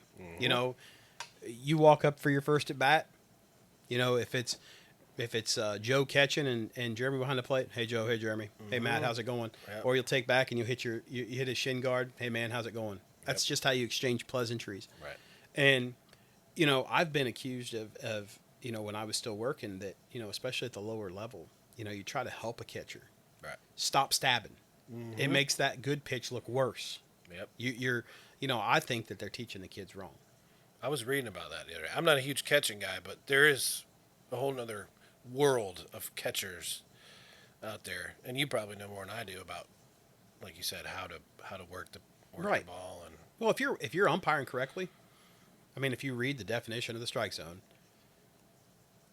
as the ball crosses the plate in relation to the batter as he prepares to take his swing. That's the definition of the strike zone. I don't give a shit where you catch it. Yep. Now, I will tell you that I have the philosophy, and it was beat into me in school, was that you have to have a complete play in order to have a play. So if you don't stab the ball and catch it, then I have a ball. I don't care if it's a dick high fastball. You don't stab it and catch it, it's a ball. You've got to have a complete play. It can't rattling around. it's got to look right. You can't drop it. You can't bring a guy up on that. No. And I agree. I agree with that. That It just looks messy. yeah, it's appearance, and that's another. And Jamie and I talk baseball a lot. He's been on this podcast. He works in developmental health, and we didn't talk baseball, but it's art versus science. Yeah. And Big there's a balance, right? But back to that ejection, I forgot my mom was in the front row. And I unloaded that son of a bitch. Really? And I made eye contact with her as I was unloading. And her eyes were as big as saucers. Did you see the brawl the other day? Yeah. Did you see the field umpire tried to stop it, and he was like, "Oh, go Nope. ahead." And they call that rodeo clown. You just stand back and you're taught to take numbers. Okay. So the plate umpire will get his numbers out or on his lineup cards, and he'll just start making notes. So like if you came out and especially early on in the ball game, you said, "You piece of shit, I hope you die." I'm gonna remember that. But like if you said, you've been horse shit for the last 3 series, you've been fucking me. I don't know what the fuck you got going on with me. I'm gonna write that down in shorthand. Yeah, Cliff Notes To put in my report. Yeah. That there's obviously been a problem with Matt and Jeremy for a while, and this is the first time that it's been aired. But that's what you do. You stand back and play rodeo clown. We used to try to get involved. We used to have good old belly-to-belly arguments. That shit's forbidden now. And college baseball ruined that. Now... Avon was good at that. I will give him credit for that. The argument? Avon will get up in there. Yeah. Yeah. I miss those days. You're a big dude. You're a tall dude, and I'm not very big, right? Like, I'm 5'11", but you're an imposing figure. And so, for me to stand there and go toe-to-toe with you, that's fun. Yeah. You're not going to get hit, hopefully. Yep. Yep. God, you never know today. Right. But you don't know what somebody's going to do. And, there was a lot of fun to be had in the game. And the game now, if you are in the college game and if you start bitching about something, it's now if you persist to argue, I will be forced to eject you. And if you are ejected, you will have to spend XYZ suspension. And you're handing out the suspension on the field. Yeah. That's not the umpire's job. No. But that's what's ruined the college game is that now you can't have any fun. Yep. Any fun. I remember being at NC State, and I got a foul ball. It missed the catcher. I was in the slot, working behind, so right-handed batter, set up on the left-hand side of the catcher over his left shoulder. And that foul ball just hit perfectly. And it shot into my thigh. And the whole leg turned purple. Yeah. I couldn't wear pants. I had to bang out of the firehouse. Yeah, there's a lot of that. I mean, you got to be tough, too. I mean, and you got to do it again the next day. So you asked me a question. I've been thinking about it. I'd probably have to say Koufax as a lefty. Mm-hmm. I would probably have to say Tom Glavine. I was going to say, yeah. Pitcher's pitcher. Yeah. And, speaking of the Braves, they had some help back in the 90s, with Eric Gregg strike zone and he was a little wider, like say there for Maddox. But I would also say the big unit, Randy Johnson. Mm-hmm. I really enjoyed watching him just kind of. Just a badass. Yeah. And I'll tell you somebody else from that era that is forgotten about is Jack Morris. He had a mustache. He played for the Tribe a little bit. He played for when the Blue Jays won when they had Carter and Olerud. Okay. And Roberto Alomar Jr. before the spitting incident. That's right. Wow. They won the World Series. He was a pitcher then for the Jays, and he finished up his career. I believe I'll have to look that up. He finished up with the Indians, but Jack Morris, you'll know him when you see him. But that would probably be one of my favorite right-handed pitchers. Right-handed pitcher. Yeah, he played for the Tigers originally. He's 68 today. Went to school at BYU. Yeah, he played from 77 to 94. That's a hell of a run. Yeah. And he's in the Hall of Fame.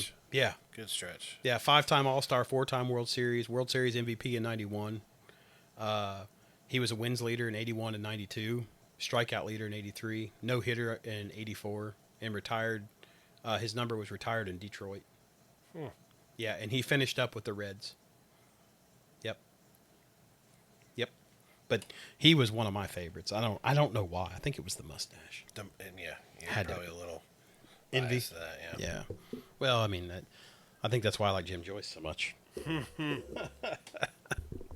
Yeah, it is. Although, if you had a mustache and a mullet, could you grow a mullet? Would you grow a mullet?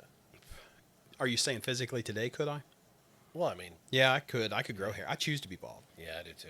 I don't. It's cheaper. Well, it's not cheaper. My head breaks out from the oil. Yeah. Right, and I just can't stand it. And if I want to wear a hat, I like to wear a hat a lot. Cooler. I wore a lot of hats, so Yeah. Well, you still got a good hairline. I do not. Appreciate that.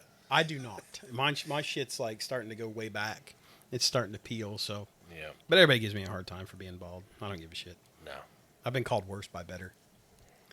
Paul Page from Ohio Dominican College. We were working a game years ago. This is right after I came home from umpire school. And he speaks broken English. I don't even know if he's still around. But we're at Ohio Dominican. I don't remember who they're playing. And I was working the bases. And I had a tight play. And he came out to ask me about it. He said, "You sure you got his foot on the bag?" I said, "Absolutely sure." And, okay. He says, "Well, your partner is just terrible." I said, "Can't do anything about that." He's like, "Do you even know what NCAA stands for?"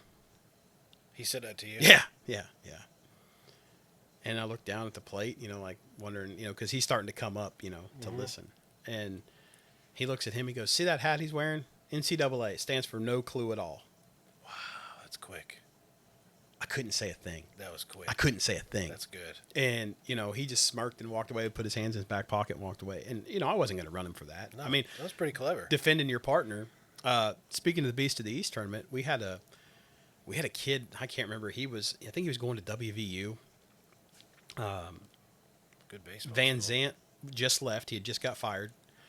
And anyways, this younger guy and I, a journeyman umpire who was trying to make it now, he works for Boeing.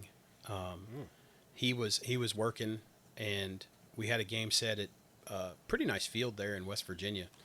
And guy comes out to us after the game on the field and starts chest bumping it. Pow, pow. Yeah, he was so pissed, Wow. because not being mic'd up, not having videos everywhere. This is pre, everybody going viral on every damn thing. Mm-hmm. Trey was his umpire. That's the umpire's name. I'll omit his last name. But anyways, Trey would work the plate, and he was nails. And so, we're about 15 feet apart. And by the time I get to him, he's bumped him probably 3 or 4 good times. And Trey's like shocked. He's young in his early 20s. And so I looked at him and I was like, I got it. I stepped in between him. And he's like, this ain't with you. And I said, no, motherfucker, this is between us. Right. Are you the crew chief? Yeah. Okay, I said, so, it is. This is a young umpire. What's your grievance? Mm-hmm. And I said, the game's over. You ever heard of a post-game ejection? I said, in the state of West Virginia, it's a felony to contact any sports official physically. So I said, if you really want to, go this route, let's go this route. He's like, no, this is fucking brutal. And I was like, brutal? I said, let me tell you about brutal. 9 fucking errors is brutal. Yeah. Don't get mad at me because your team's having a bad day. 9 fucking errors. I said 4 runs were scored on 9 fucking errors. Mm-hmm. And he looked at me like... You're right. And that was the end of the argument. Yeah. We went to the clubhouse, we showered up, and he was like, thank you. Mm-hmm. I said, no problem. And I went last year. We laid Woody to rest last year. And I went to, what do they call that league? It's in West Virginia and Ohio. I can't remember the name of it. The Frontier League. Mm-hmm. And they're playing at Appalachian Power Park. And I was like, you know what? I'm going to go watch a game tonight. I just want to. So I sat out in right field, had a cigar. And I watched. This is going to sound bad, and I don't care. We own the podcast. But an abortion of a baseball game. It was terrible. And this is college summer ball? Yeah. Okay. Yeah. And independent, I think, is what they're independent. called. That's right. Yeah, Frontier League. And so, I watched the umpires kick probably 6 or 7 calls. They kicked 2 rules. And it was so bad that I actually called and talked to the commissioner of the league. I was like, where are you finding your umpires? And, and these guys think that they're good. They've never been to school. They've never, you couldn't, they couldn't tell you that there's 13 ways for a pitcher to balk. There's a shortage. I remember hearing in high school or last year in high school baseball, it was like in this area of North Carolina, there's such, growth. Yep. And there's so many new schools and so many new teams. Like the high school umpire field was short. Yes. They needed umpires. Everybody's tired of the bullshit. Yeah. Just like getting attacked at the car or, some other, verbally accosted all the time, show up and cheer your kid on. You don't need to rag the umpire. I understand it's part of our iconic behavior as Americans, but there's a point where you're just like, fuck this. Mm-hmm. Derek Dye, when he ejected in Daytona, he got ejected. He was the Cubs, I think, short A PR guy. He got ejected for playing 3 blind mice. And Mario Seneca, who is now a Pac-12 football official, he worked his way up. He ejected. He unloaded. It was on YouTube. Those unloaded guys him get from the beat up, stadium too. and told him to turn the power off the rest of the night. I was just thinking about another, like a ref. And, I mean, how do you make those calls at DB, and wide receivers and DBs now? You're going to get just chopped up by the fans. Yep. No doubt. Yep. Faced with all the rules and constant changes, you can't hit here, you can't do this, can't touch this. Man, I would never. I always tell people I'd hate to be an umpire and I hate to be a ref. Yep. Basketball's terrible. Imagine me 50 pounds lighter. I used to run a lot of basketball. And there's so much interpretation of the rule and everything. Yeah, and you have a Yep. second to make a decision, right? And it is absolutely terrible to deal with. It is terrible. The fans are ravenous. All the flopping and Yeah, we had our house threatened to be burned down one night. yeah. I loved it. I was in heaven. It doesn't bother me. But my wife, on the other hand, we weren't married yet. She was like, oh, shit. It's real. Yeah, and I was like, it's not that big a deal to me. But she was not so, welcoming. Comfy with it. Yeah.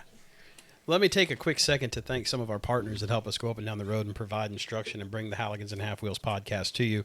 First off is Firehooks Unlimited. Don't be fooled by imitators. Box 1971 is an authorized trainer and distributor for Firehooks Unlimited tools.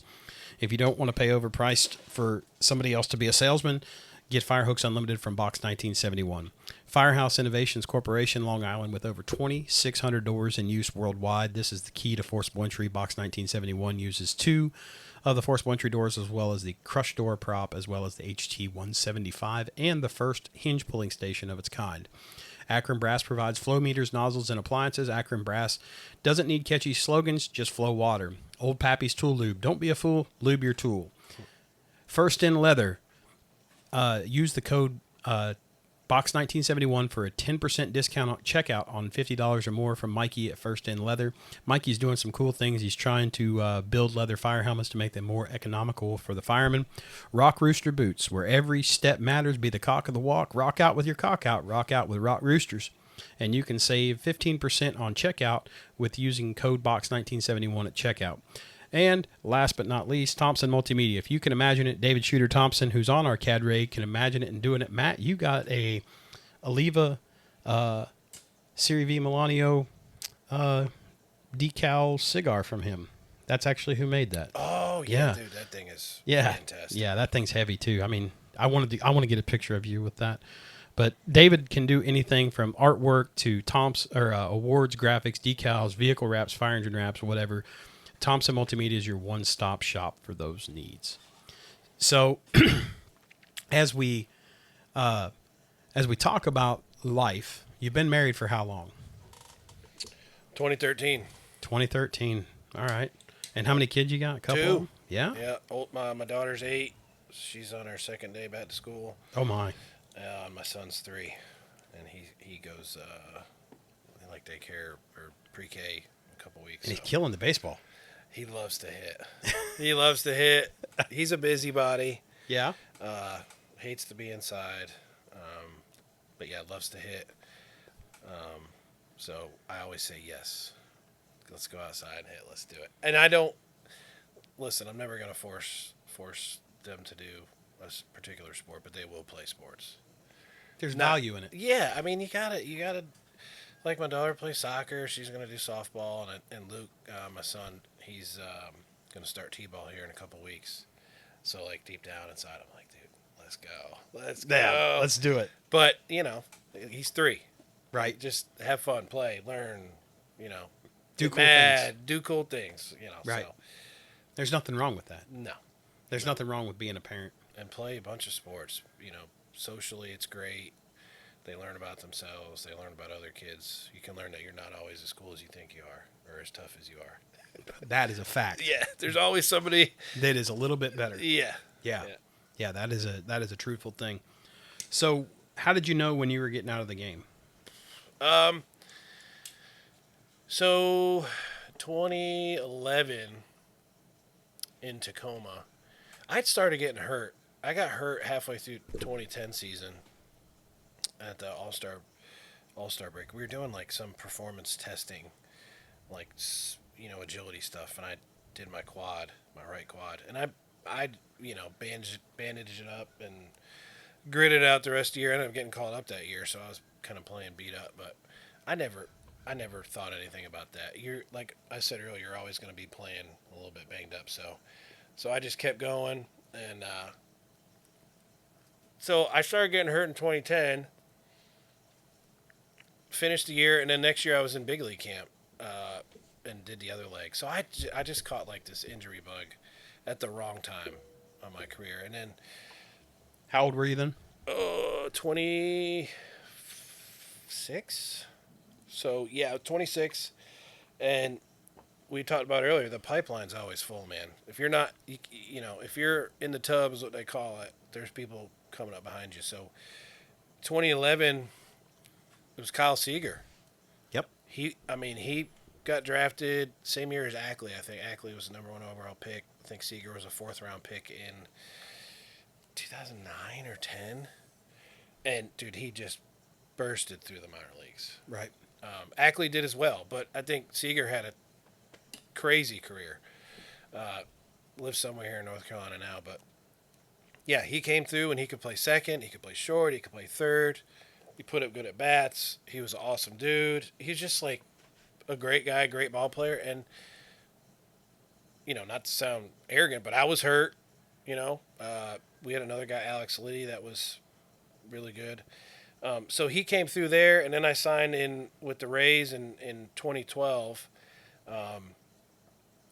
And there was an opportunity. Obviously, I was like, all right, if I make the team or whatever, I'm in Tampa, that's sweet. But if not, I'm in Durham.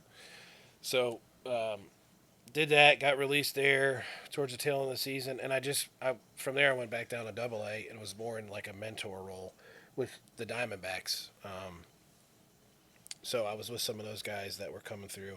And I kind of saw the writing on the wall. I think my last spring training was in 2013. Did my labrum. And then just like, man, I'm burnt out. Burnt out of playing, burnt out of travel. Getting older, wanted to start a family, get married, start a family, and do that deal. So, it was done. I was done. I made it a lot farther than I thought I would have. Played for a lot longer than I thought I would have, and I was okay with walking away at that point. Sure. Yeah. Sure. Well, and it's easier when you do it on your own terms. Yeah. When you're doing it on somebody else's terms, if you got to go into the skipper's office and shut the door, I'm sure that's a difficult conversation to have. Yeah. Yep. It's tough. And then you're like, all right, well, you get with your agent and you see what's out there. And I think for me at the end, it was my shoulder was hurt. They didn't necessarily tell me how bad it was hurt. So I came home, got a second opinion, and it was a lot worse than what they told me. So at that point, at the end of spring training, all the teams are established. They're booked. You're looking at surgery, rehab, and like independent ball. And I'm like, man, I can't, dude. I can't. That independent ball is rough. It is rough. Golly, it's rough. It's rough, and it can be done. You can go to indie ball and catch fire and get back to affiliated ball, but very few do it, man. Very few do it. So I was done. Well, it's like, umpires. Sometimes they'll go work that. If they're off, like they work short A, or rookie ball or whatever, and they'll go work that and get seen, and that'll help them. But those days are gone. The whole game has changed. The whole platform has changed. Well, I saw in the Arizona Fall League last year they had no umpires. Yep. And I saw a couple of highlights of where people were. The hitter was getting a challenge call or something, and of course that made all the buzz, all the news. Yep. Because they hate you guys because you guys are imperfect. Yeah. Well, and it is what it is, right? I mean, there's not much you can do about it. No. I was going to tell you, Tacoma. So there's a book out called Clubhouse Confessions. Can't even talk. Clubhouse Confessions. You ever heard of it? It sounds like super deviant. There is a umpire in there by the name of Jerry Thorne. Okay. Does that name sound somewhat familiar? Jerry Thorne, no. Jerry Thorne. So Jeremy Hinthorn.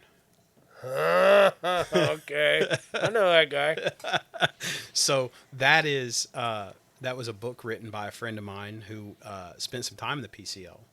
And all the guys in that book, the umpires, it is a pseudo-fiction, if that makes sense. Gotcha.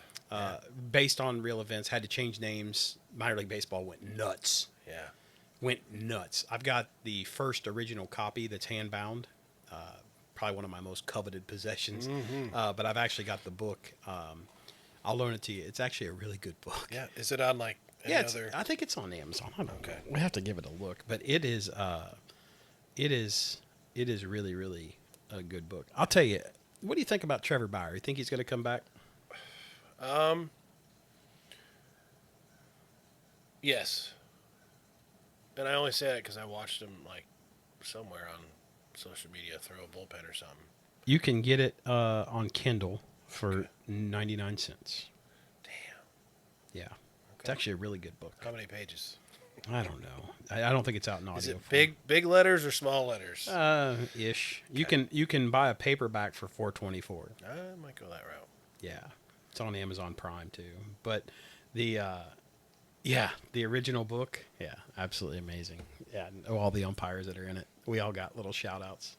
And some real events that happened, Yeah. Just You have to read the book. That is my claim to fame. Mm-hmm. I made a book. That's Not awesome. even my name. But he talks about my mustache. He talks Yep. about, all that. Your alter ego. Yeah, my stage name. Yeah. Yeah. What's the craziest thing you saw? Like a good story of something you saw in your time in the game. What did I see? People ask me all the time to like try to tell them stories, and it really is a blur. Craziest thing I saw. Well, I do tell people about a ball I saw Stanton hit in Double A. He was at that point Mike Stanton, Yep. and I was playing third. He was at Jacksonville, the Marlins Double A, and you hear about this guy, obviously superstar, soon to be. He had 2 hits throughout the 5-game series, and he hit a home run down the right field line, which the world has seen to this point, but up until that point, I don't think a whole lot of people saw a freak like that guy. He hit a ball about 6 feet off the ground for a home run dead down the right field line. That was one hit, and the other hit was, if you've ever been to that park in Jackson, Tennessee, Yep. 40 runs, I don't know, a football field behind the clubhouse and left field wall. So his other hit that series, and he probably had, 16 at bats, 17 at bats. I swear that ball went on 40.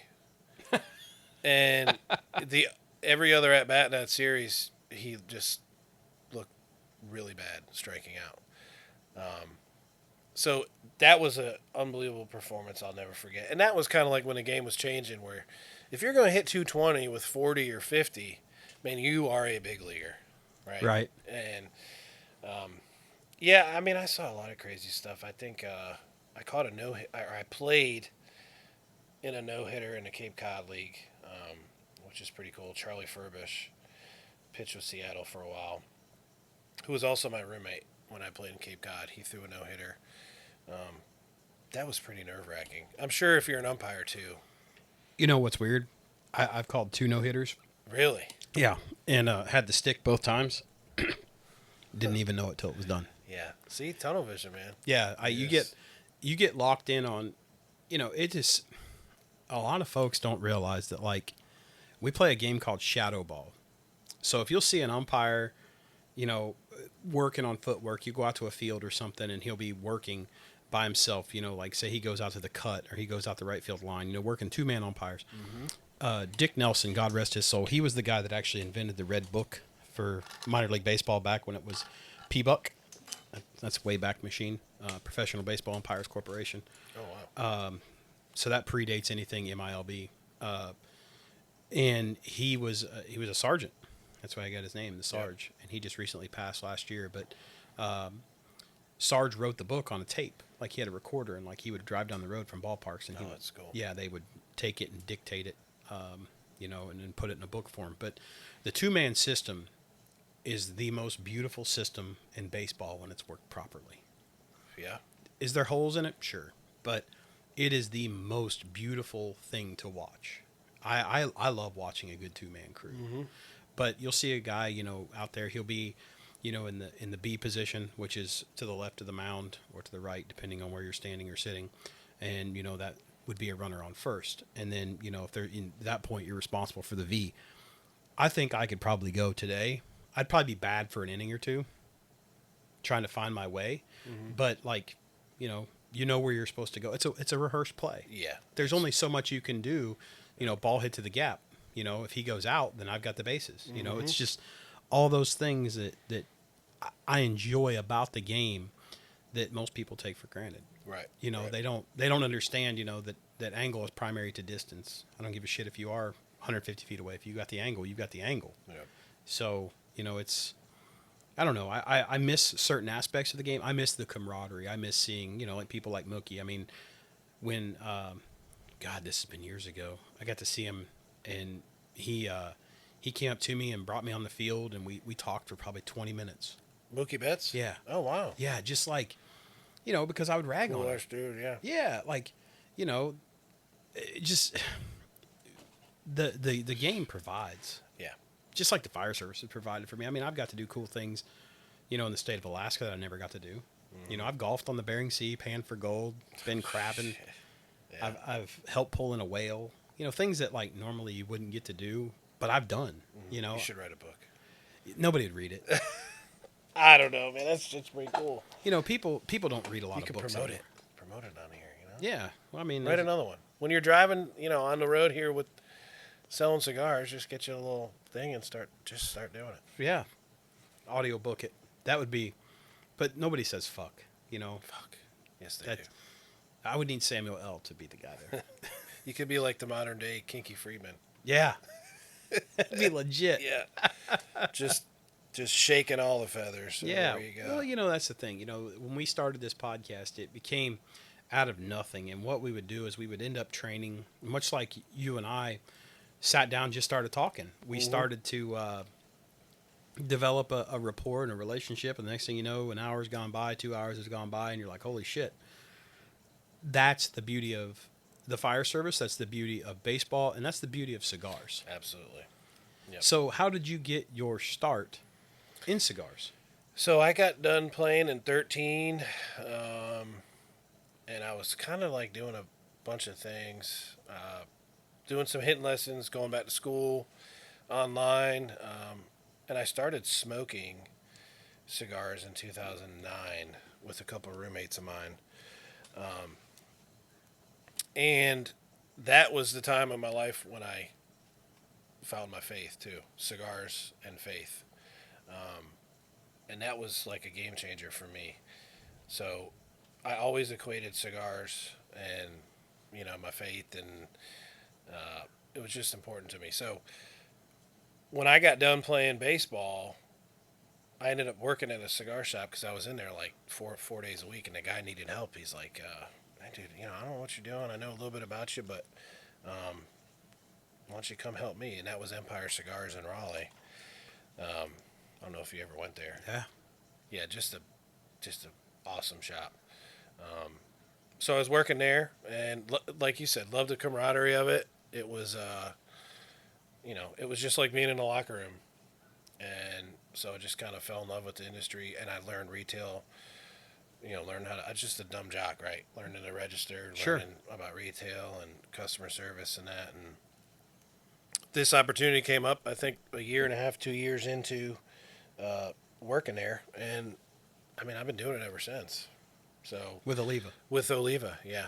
Yeah. Let me wipe this sweat here. I'm sorry, it's hotter than Blue Blazes out. I should have worn my tank top out here. Yeah, you'd have been sweating in the oldies. You'd be like Richard Simmons. Yeah. Who needs a sweat lodge? But yeah, so I just, travel around and build relationships and meet cool people and this. Yeah. And I tell people all the time, it is like being in a locker room. It's a different locker room everywhere you go.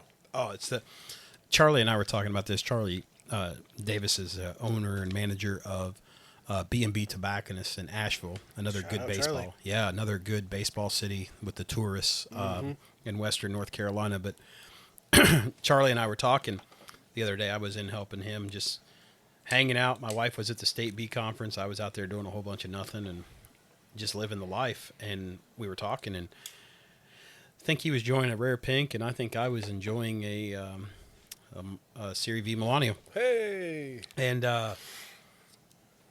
we were standing there at the register talking, and I was like, you look at this. This is the great equalizer. Absolutely. And he was like, absolutely. This place it doesn't matter if you're rich, poor, nobody judges you on what you're smoking. Whatever your palate is your palate.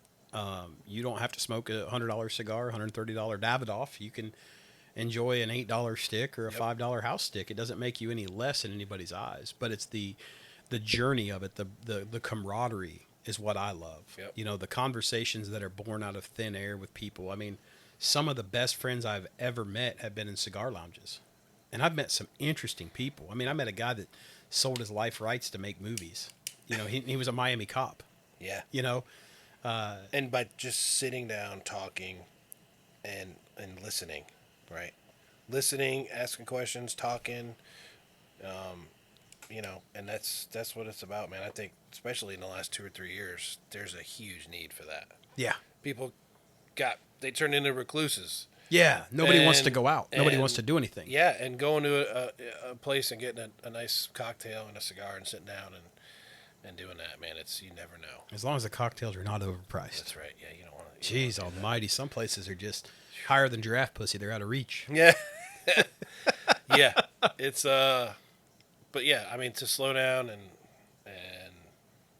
network and enjoy this thing. We haven't even really talked a lot about cigars. No, I'm a cigar nerd at heart. I'm a baseball nerd. Yeah. So I enjoy what I do, and I enjoy talking to people about it and teaching, but also learning. I mean, we always learn. You learn about new tobaccos or new blends or new manufacturers or whatever. And Yeah. just, you used the word engaged earlier in this session, and that's like one of my favorite words, man. Whatever you're doing, especially in cigars, and just be engaged. Yeah, being present is Huge. crucial. Huge. So what is your favorite stick? Oh, Like if you were having to have one right now. I happen to have one right now. Well, I've smoked a lot of Oliva. I love Milano. I love V. But if I were to be on like an island and I could have one cigar that we make, it would probably be we do a Lonsdale size in the Connecticut Reserve, and it's just like, and for those listening, like, oh, he smokes Connecticut. It's like, no, it is a flavorful cigar, but it's very light in the palate. So if I'm on an island, I'm assuming it's hot. Hell yeah. And I need to be able to smoke cigar all day that can still produce some flavor. Right. And that's it. Right. Yeah, I can't smoke V's all day on an island. No, you'll be all messed up. I'll be messed up. So yeah, that's my cigar. I like to have a Maduro in the evening, a heavier cigar in the evening. Yeah. An Escurdo or Maduro. I don't really particularly care for a heavy smoke in the day. Mm-hmm.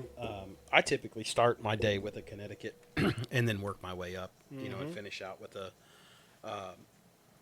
I will tell you, probably my go-to cigar at this point, for me, if we're not talking Karen Berger, Or Oliva. is probably the Davidoff Late Hour. That's a good cigar. Yeah, Cigar. I've just got a pinching in my heart for that cigar, and I don't know why. It is such a good cigar, and it's so consistent. Every stick is the same. It doesn't, it changes as you smoke through it, but I describe that cigar like a super high-end sports car. So like the transitions in that cigar, when you smoke them, they're just like smooth. yeah, You can notice the transitions of that cigar. but without the harshness. Yeah. Yeah, it's not like somebody clunking gears. It's just a very smooth, like an F1 car. But yeah, that is. I'll tell you, if I had to go again off brand, it would probably be, and I'm, Jonathan Bryan's probably going to be happy that I'm saying this, but I really enjoy the Nicaraguan Robusto Tubo. Yeah. I really enjoy that cigar. I enjoy giving those to people. I was actually, I was dealing with, you're having an event in Asheville. When? You're doing an event at Casablanca, right? I was in Henderson. Yeah, they have a second location in Hendersonville. So I was there last week. How'd that go? It was great. Yeah, it's in the downtown part of Hendersonville.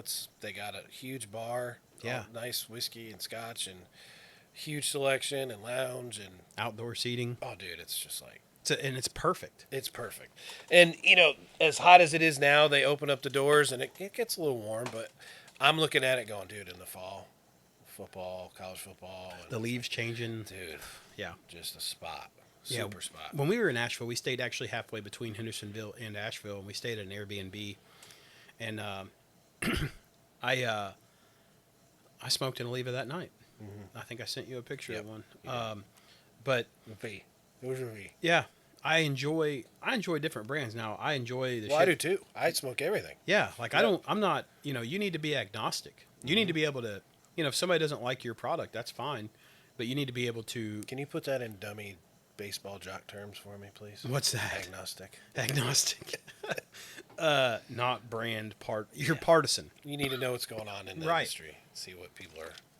Well, it's buying like and smoking. where your guys' factory is. Excuse me, in relation to where Karen's factory is just down the road, down one. Yep.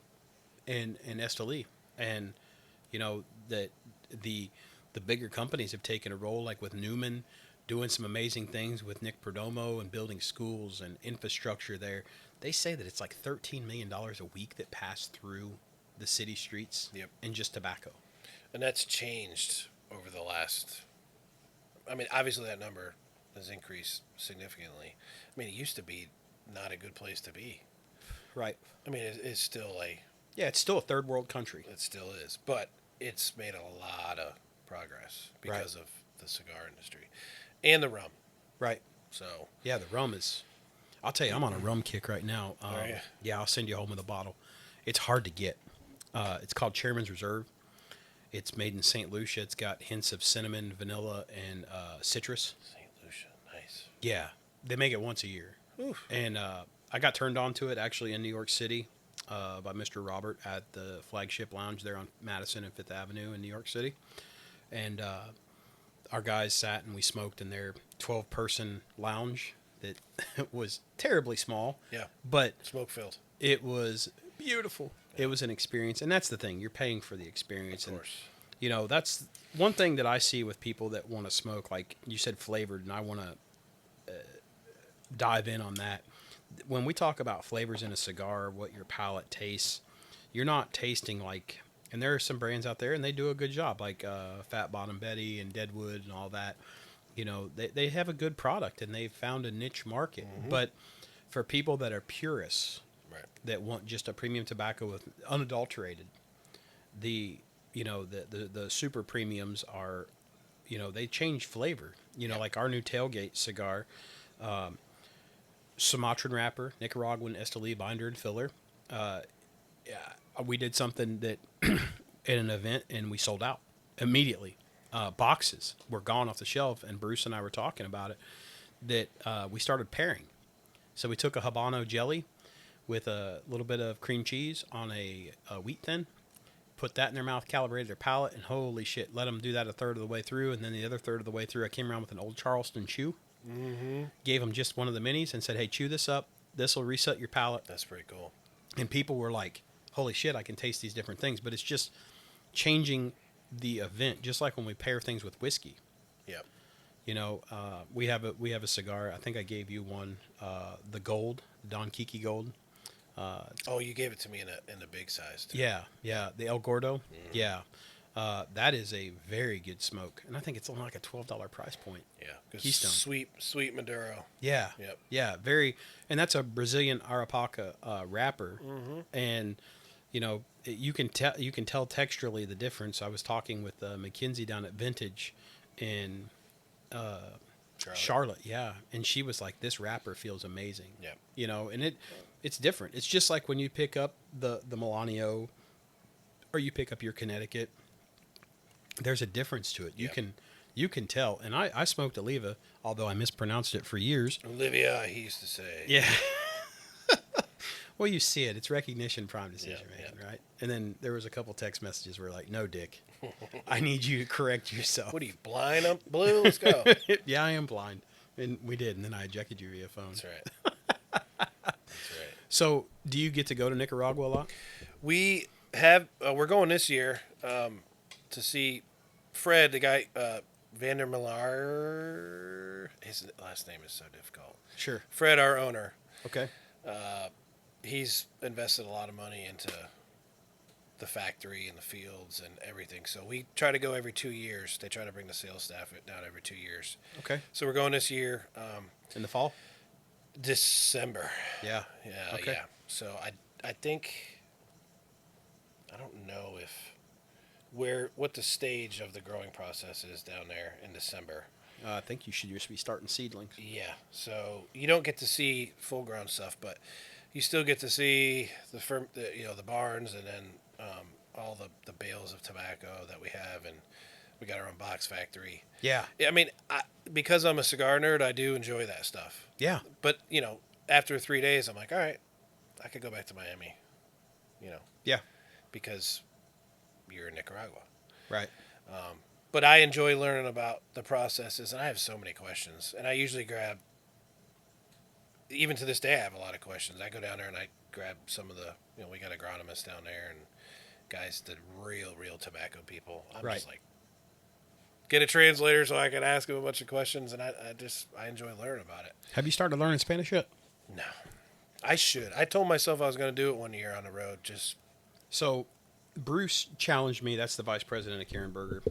For those that don't know, I have I've decided to go a different route in life and forego working full time, and have jumped into the cigar industry and got an offer from Karen Berger, who is the widow of Don Kiki Berger, who is a master blender and he was part of the boom in the culture of cigars, and spent a lot of time working on certain things. But Bruce was like, you need to learn that Spanish. So I downloaded an app called Duolingo. You spend 5 minutes a day. It's like a game. And you do it on your phone, but it makes you speak into your phone. So it has to have access to your microphone, and then you have to speak to it. But if you want to learn that Spanish, and it's even helped me. I know all the bad words. Well, I mean, I already know those. Okay, yeah. You spend enough time around Latino ball players. That's right. You know just enough to get by, right? Yeah. But that'd be cool, though. Yeah, that'd be sweet. Yeah, and from what I'm told, they really appreciate it when you can come down and at least maybe not speak tobacco. Yeah. Yeah. Other than just Lajero. Mm-hmm. Ligero. Yeah. Ligero. Jalapa. Yeah. Jalapa. That's the one that gets me. Yeah. Jalapa. It is jalapa. Yeah, it is. The cigar world is really cool, and that's the one thing that we love. That's the reason that it's called the Halligans and Half Wheels, is that we all like to smoke cigars. It's not a prerequisite for our guys, but our guys all enjoy coming here and hanging out, and this is kind of what we do. I've smoked our Habano today and absolutely love it. It just works for me. Mm-hmm. It's got little hints of cedar and earth to it. It's just a good mild smoke, but it's it is what it is. I smoked Yells, Connecticut the other day too, and that was fantastic. Yeah? Yeah. Did you have it with coffee or? I did. Yeah. I did. Yeah. And for me, I think it is, when you look at cigars like mild, medium, and full body, and then you talk about the quality of the tobacco, it's how do I say this? It's hard to use bad tobacco in a medium to mild cigar because you get exposed quickly. The tobacco gets exposed. So if I'm like jumping into a new brand and I'm going to try something, pick it up at the shop or whatever, I usually start with the mild to medium, like they're connected. Let's see what they got, right? Right. And then if I like that, then they'll head up into their full body stuff. Sure. Obviously, there's some brands who don't really do mild or medium stuff. Some people are just, power, like Padrones, which are solid. Yeah, you can't really ever go wrong with Padron. Plasencia is another new one out there that's, mostly medium full. But yeah, I just think if you could smoke their mild and medium bodied cigar and it's like, damn, these are good flavors, then you have a good idea what the full bodied stuff is. I will tell you that Nick, 15 years ago, you really didn't hear of Perdomo. They weren't really that big. Well, they were, but I don't. They've withstood the test of time. No doubt. They have. I mean, they do have good cigars. They do, and that good tobacco. They pride themselves on it. Yep. Vertically integrated. Yes. Yes. Is a big deal. Yep. We're vertical, and we are very happy that we are. It's saved us a lot of trouble and like backlogging and things like that. I mean, the hardest thing right now is getting boxes. Mm-hmm. Boxes are which is why Fred did that 5 or 6 years ago. Yeah, it is. Labels. Yep. And labels, there's only a couple people that are doing that. The one thing that I don't like about the label game and is that, like this, I'm going to pick up this Serie V Milano. Like you look at this. This is not overpowering in a label, right? Mm-hmm. It tells you who it is and what it is. Okay, I'm good with that. And now you see all these that are down the shaft of the cigar all the way to the bottom. Mm-hmm. Why put that on there? Because I'm not smoking the band. No, you just have a higher chance of damaging the cigar taking that stuff off. Correct. Now, I do like the tissue on there. Like, I think CLE uses the tissue on there. Yes. It's got it's a white tissue paper, whatever, and it's got a little pigtail on the bottom, so you just pull it off. I do enjoy that. Yeah, that's classy. But like four other bands on the on that part of the cigar, it's difficult.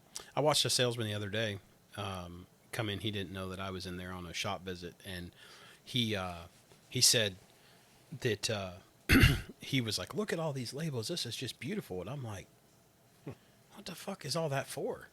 Like, are you covering up bad tobacco? Is your wrappers not look good? Like, what's the story?" Yeah, And then how do you, I mean, you were in the house. You saw there's a lot of cigars. There's over 1,200 in there, and from all over the world. Real Cubans, pre-embargoes, a whole bunch of stuff. And, I go through those about every other week to make sure, if somebody brings something new in and I don't know where it came from, it automatically goes into a humidor by itself because of high beetles. Yep. Or not high beetles. I'm thinking of Christy with beekeeping, but tobacco beetles. Yeah. Lacioderma. I want to keep things separate. Yeah. For me personally, because I like to, if I want to go fire up a stick, I want to fire up a good one. I don't want to fire up, if I'm going to sit on the front porch or sit out here and watch an old Western by myself and just hang out with the dogs. I'll tell you what makes me happy is Christy doesn't really like the smell of smoke. Her dad was a smoker, but she likes a good smelling cigar, and she'll come out and she'll sit on the couch and we'll put on a movie and the dogs will hang out, and she's never bitched. While you're smoking a cigar? Never bitched. Wow. That's cool. Yeah. Like that, to me, like that is one of my favorite memories of like hanging out with my wife. Like we went whitewater rafting. I think I sent you a picture of it.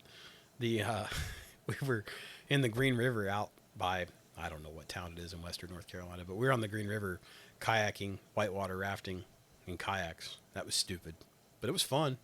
One time I got wet was some asshole couldn't control his kayak and tipped me and him over in the rocks. I was pretty pissed about that, but that was before I had lit my cigar. I put my cigar in a Humipack and my lighter and everything. And then once I was wet, I was like, okay, I'm staying away from that asshole. And I would, I never had to relight. Wow. Not once. And I just absolutely enjoyed looking at beauty, looking at nature, paddling. I think we were on there for like 2 hours. Damn. Just, down the river. And you were just chawing on that thing. Yeah. Yeah. Yeah. See, I chew a lot of my cigars too. Yeah. Sometimes if I, can't smoke in the house or whatever, I'll be gnawing on a cigar. Right. That probably comes from the Copenhagen days. Yes. Just original, straight up. I think Mom's happy that I smoke cigars and not chew anymore. Yeah. There's something to be said for just premium tobacco, just being premium tobacco. But what they do to the process of spit tobacco is a little different. Right. It's a whole different world. But I got into the pipe game a little bit too. Charlie, that damn Charlie. Yeah. Well, McCraney's too in Charlotte. Yeah. They have some house blends there. I think it's Red Ribbon or something. Oh. Bro, it's like... I'll have to get some. Strawberry, cheesecake. It tastes like that. It's stupid good. Really? And in the fall, usually I'll dabble in that a little bit. Yeah. But well, I got the aromas, dude, of pipe tobacco are insane. Yeah, I love that.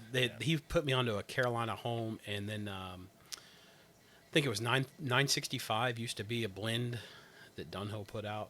I could be wrong. I'm new to the pipe game, so anybody that smokes a pipe, I'm sorry. But this guy, Beck, reversed engineered it. And they sent him a letter before he passed, I believe, that, stated, hey, man, you've recreated the blend we don't make anymore. And Charlie, it's very good. It's Beck's Old Limey Bastard is what it's called. And you can pick that up at B&B. They don't ship, so. But I enjoy the shit out of smoking a pipe. I actually had Charlie order me a pipe. I saw it, typical vein. It was red and black, and it had a good-looking shank on it. And I was like, yeah, I'll take that one. And he was like, all right, pick it up for you in September, bud. I'm like, hell yeah. They do a customer of mine in Myrtle Beach, too. Low Country Pipe and Cigar. They're huge pipe shop. And then smokingpipes.com is their online website for those people who dabble in the pipe tobacco and pipe game. Worldwide, I mean, I think they're the biggest. So everything from used pipes to new pipes to I forget what you call them. They've got estate pipes. They've got all sorts of stuff. They got everything. Wow, look at those. And that's the cool thing is my first pipe was given to me by a fireman named Adam Howell. He's no longer a fireman anymore, but he would smoke a pipe, and he gave me a pipe, and I've kept that pipe for the last 15 years, 16 years maybe. Mm-hmm. And I enjoy. Yep. You know, I still smoke. That's sitting up there next to my chair in my cigar lounge here. You know, I absolutely, I don't know what it is about a pipe. My buddy John, Big John, he smokes a pipe, and we'll sit on his porch and watch traffic. And you know, it doesn't always have to be cigars, but I do enjoy something Tobacco. about. Well, I think it is just the Versatility of the tobacco. yeah. Yeah. You know, people don't understand that, you know, the different parts of the plant yield different products, and, you know, that this may be only for wrappers, and this may be only for a binder, and this may be only for a filler. And, you know, that I don't know how you feel about all this, you know, homogenized stuff that they're making now for short filler. I'm not much into the process game, and I don't like, you know, non-hand rolled cigars. You know, I don't like machine produced, and I know that like Newman still does that. I'm going to be down there in a few weeks, and hopefully get to meet Eric and hang out. Going to go tour their factory and roll a few cigars with them. And A lot of history in there. yeah, Yep. yeah. And you know, a lot of people, you know, they started in Ohio. You know, Cleveland. Yeah, they started in Cleveland, and they went from Cleveland, and then they opened up a shop in Marion, which is in west Ohio, small little farming town now, near Gallion. They made graters there. I don't know if you ever look at like graters, but before Cat, it was Gallion, and they made like steamrollers, you know, like for road projects and things. But and then they moved to Tampa, and they're the holdout, family owned. They're the last ones. Yep. And you know, I like that kind of history. You know, I wish we did the trade show there instead of in Vegas. Did you submit an idea to PCA? No. You should. I'm just in the trenches. Well, but the trenches are what matter. Yeah. You know, Well, I mean, it's a cigar capital of the nation. of the nation. I mean, so some people argue that it's Miami, but yeah, but Tampa I mean, for the United States. yeah. You know, there's a lot to be said for Ybor City. Speaking of which, if you ever find yourself in Northeast Ohio near Pittsburgh, there is a lounge you need to visit, Cigaro. Which is Spanish for cigar. I It's think a play on words or something. Right? something. Yeah, it's either Italian or something. I don't know. They're a big mob town. So Youngstown was a big mob town. Yeah. When we get done with this, I'll show you the video of the place. We did an event there, sold out of cigars in 3 hours. We stayed till like 1:30 in the morning. People didn't leave. It was amazing. So like they have lifetime members there, but they took an old house, gutted it, built this thing right. Walk-in humidor, center of the building, so it's not on an exterior wall. Plenty of parking. Brought in food trucks. Amazing, amazing place. But Cigaro in Hubbard, Ohio. You can cash and carry on the first floor. You can smoke on the first floor as a non-member. You go upstairs to the second floor. There's a full kitchen. There's a bar up there. It's a bring your own beverage establishment. It's a club upstairs, obviously. But then you've got plenty of TVs for like watching football and an event. They've got a deck outside that you can smoke on the second Probably story. the Buckeyes. Yeah, or the Steeler country, or the Browns, or the Pirates, whatever's on TV, or the Indians, or the Guardians, whatever we're calling them this week. And then, you know, hockey in the winter. But then you go through towards the front of the house, towards the alpha side, as we'd call it in the fire talk, and you come up to a poker room, and there's no TVs in there, but that business in there, buddy. And then on the other side, For store credit. yeah, For store credit. for store credit. Little side note there. And then on the other side, they have a movie theater that seats 6 people. Oh, shit. And so they play mob movies in there all the time. That's my kind of place. And when you walk in, it is quiet. The only thing you hear is a movie. And I'll show you a video where people are partying loud as soon as you walk in the room. They've done a great job. But Cigaro in Hubbard, Ohio, if you ever find yourself in that area, it is well worth to stop in to say hello, because they have done a great job. Just, you know, again, embracing the cigar culture. You know, one guy works for the state. The other guy he does some consulting work. I don't know what that means, but they do a great job, and they love the culture of cigars. Mm-hmm. That's the important thing, is when you find the culture, and you can get into the lounge, the great equalizer. Yep. I love it. There's also places where you just cash and carry, and the Greensboro tobacconists, they do a decent job in there, and you can't smoke in there, but you want to sit and talk cigars. Yep. That's your place to go. And absolutely, find your tobacconist or whoever you're dealing with, and then, let them help you. Don't let them decide for you, but, talk about what you like, what you don't like. Some people don't like pepper in their cigar, and different tobaccos yield different flavor profiles. It all has to do with soil and erosion and, climate.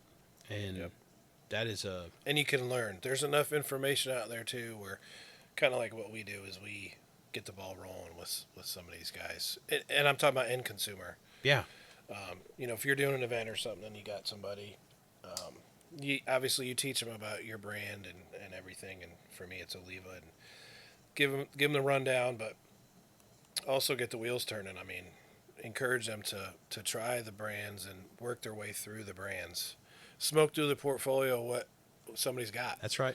And take pictures and take notes. Remember what you liked, what you didn't like. It could have been the size, was whatever, and just That's one thing that a lot of people, there's a misconception with size of cigar. I love a 7x70, right? I love a Gordo, but if you don't have 2 hours, sometimes you need a figurado, right? Or what we call a mini smoke. Tony Peach builds a good mini smoke. Have you guys dabbled in that at all? Do you guys have anything in the Oliva line that is a figurado or a shorter smoke? We have a special G in our G line, which is kind of like the short stories, the Hemingway short stories. Yeah. Fuentes. Great cigar. Yeah, we do it in Cameroon and then Connecticut broadleaf. So when it's 15, 20 degrees out, or you're walking a dog and you want a short little smoke, it's a fun classic, old school classic size. Right. And we're also doing a Melanio Figurino. That was one of our new releases at the show this year. So it's like a Perfecto. We haven't released any round Melanios in the States. Okay. That stuff has been released to Europe because they have their opinions about box press cigars in Europe. Yep. Habanos are not box pressed. So our Melanio, all the sizes are box pressed. So we do a couple of releases for over there. But anyways, coming out in September, we're doing the Melanio Figurino. Okay. Cool little size. But as you know, box pressing a cigar and a Parejo cigar, a regular round cigar, they smoke different. They absolutely do. So, and a bigger cigar smokes different. It burns cooler. Yep. Whereas, the the Connecticut will yield a better quality, not better quality, but a more pleasing to the eye. Blonde cigar. Yeah, smoke product. Yeah. It absolutely. And most smokers out there are Connecticut shade smokers. Yeah.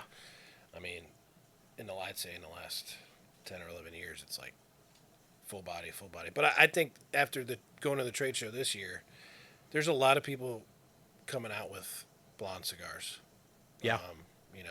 Connecticut shade cigars and mild to medium cigars because, everybody's got a full-bodied cigar now. Yeah. Well, that was the one thing that I heard about PCA this year. Everybody came out with a Cameroon. Yeah. Yep. We've been doing Cameroon for a long time. Right. In our G line. But a classic wrapper, I mean, old school Cameroons and Fuentes and right. That stuff is all Cameroon. So versatile cigar is what I would say. Sure. If it's got a Cameroon wrapper on it. Yeah. Well, speaking of versatility, we would be remiss if we did not talk about some of the people that help us again. Fire Deck's providing some of the best turnout gear to go up and down the road. PFAS and PFOA free. If you don't know what that is, that's a long chain carbon atom that is a known carcinogen. And it is actually in your turnout gear. Do some research before you make your next PPE purchase. On average, it's 4 pounds lighter. So if you need something that's NFPA approved, Fire Decks will be your solution. Matex hose, it's gallons per second versus BTUs. No frills, no junk marketing, just water on the fire. That's what Destin Kelton and Toby Matthews down there in Dothan, Alabama have put out with Matex hose. Milwaukee Tool, we are proud to utilize Milwaukee Tool and their pack-out accessories for our instruction business. Milwaukee, nothing but heavy duty. Seek Thermal Imaging, making the unseen seen economical, sleek. It has to be Seek. Crestar firefighting equipment. If you're tired of silly marketing or having to pay prices for equipment, look to Crestar. You know, the makers of Redhead couplings. It's on 90% of everything that we use. And lastly, we've talked about them, is Sterling Rope. The first, the best, the rest just imitate. The go-to name in rope and firefighter bailout equipment. Well, Matt, I got to be honest with you, buddy.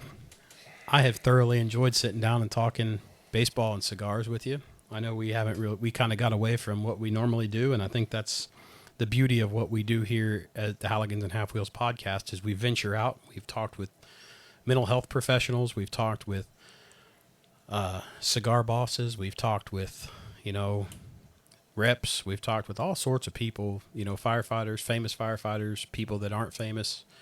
This has been a pleasure to sit down and visit with you, and I appreciate you coming in. We try to end with some words of wisdom or some insight. So why don't you lay something on us here about cigars that you would, if somebody's new, give me something for someone new and somebody that is seasoned in the game. Give us two, one for each. Cigars. Yeah. So with somebody new in the game, just going back to what you said, find your local guy. Go there, build a relationship there. And let them listen to what you like, what you eat, what you drink, how you take your coffee, if you do steak, bourbon, whatever, and then let them try to understand your palate and pick a line. I mean, pick the Oliva line. You can work through the Connecticut's all the way up to the Milanios and whatever line you decide to dive into. Just try that, learn, and enjoy the ride. Enjoy the time. Slow down. God, the world is going a million miles an hour. Take the time. Enjoy your cigar. Smoke it with somebody. Have conversation. And just enjoy the hobby. Get into the hobby. I think the cigar industry has kind of had a little bit of a boom here in the last couple of years, so it's a great time to get into the hobby. And then if you're an aficionado, go back and touch some of the stuff that you maybe have written off in years past. Find the tobacco people, find the true tobacco guys, and never say no to any brand. Smoke it and go back and touch some of the stuff maybe you've overlooked before. But yeah, enjoy the hobby. Keep one lit is what I like to say. Smoke one if you got time. Make time to smoke. Yeah. Kind of like our Fred's tagline at our company is "Don't smoke, but enjoy." That's enjoy what you're smoking. Enjoy the process, and then obviously the camaraderie and the fellowship and everything in the business. But I've appreciated you. Our relationship, getting to know each other, and also being able to get on here and shoot the shit, talk cigars, baseball, life. So this is awesome what you're doing, man. This is good. It's good different. Stuff. Yep. It's different than yesterday a podcast was released by the second largest podcast from Sean Ryan. Yeah. Don Graves. Awesome, dude. So I know Don Graves personally, and got to spend a lot of time with Don. Called him on the phone as soon as it released publicly, and I was like, dude, I'm so happy for you. 98 years old. And he's like, Jeremy, they treated me so well. This guy was on the beaches of Iwo Jima and stormed up Mount Suribachi, and to listen to his story, absolutely amazing. Sean Ryan does an amazing job of capturing and interviewing. But if you haven't heard that, please go to the Sean Ryan Show and give that a listen. Don Graves is 98 years old. He is one of the last living members of the Iwo Jima invasion, which was a key point in World War II. But that. Gotta love your country. Yeah, and that's it. Yep. That's the thing, and it kind of focuses you in on things and makes you kind of reset. I agree with you wholeheartedly. Find you something, smoke through a line, figure out what you like. You may have had a bad cigar, try it. You may have been off that day. It's not always the tobacco's fault. Sometimes it is, but most of the time you're probably drinking the wrong thing. Yep. We're not making candy bars like my boss always says. Yeah, this is a true artistic craft and process. This isn't a cut and dry industry.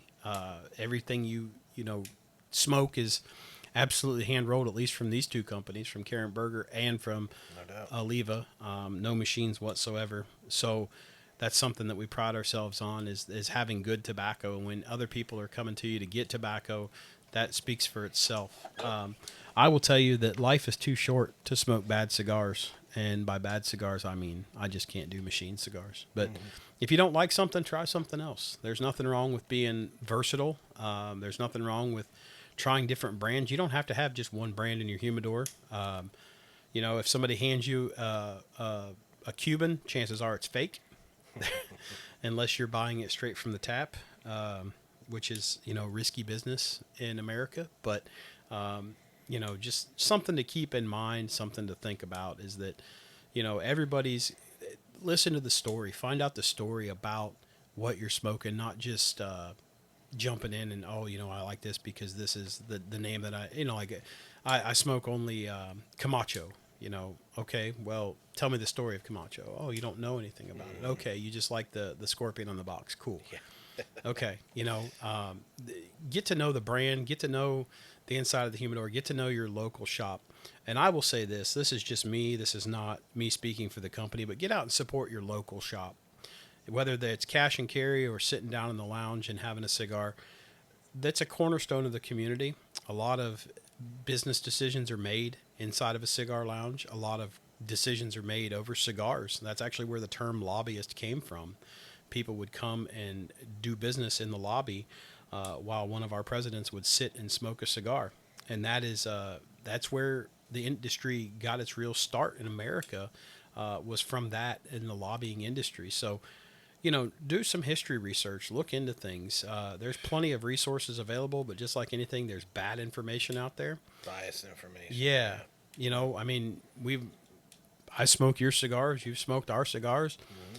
You guys have some bang up cigars, and we have some bang up cigars. And it's all about getting out, trying different things. Don't just settle on one thing. It's just like training. You don't have to settle for one training company or one message. You can get out and try different companies that have different experiences. Just because they were in the FDNY doesn't make them the best firemen in the world. There are plenty of good firemen that are just down the road in Podunk, East Cupcake, as Chief Joe D says, fire department. Doesn't mean that they're any less firemen or any less educated. It just means that they live in a different geographical area. But again, life is too short to smoke bad cigars, and let no ghost ever come back and say that your training let you down. Ladies and gentlemen, this has been the Halligans and Half Wheels podcast, brought to you by Box 1971. Remember to train hard. We are all that they have.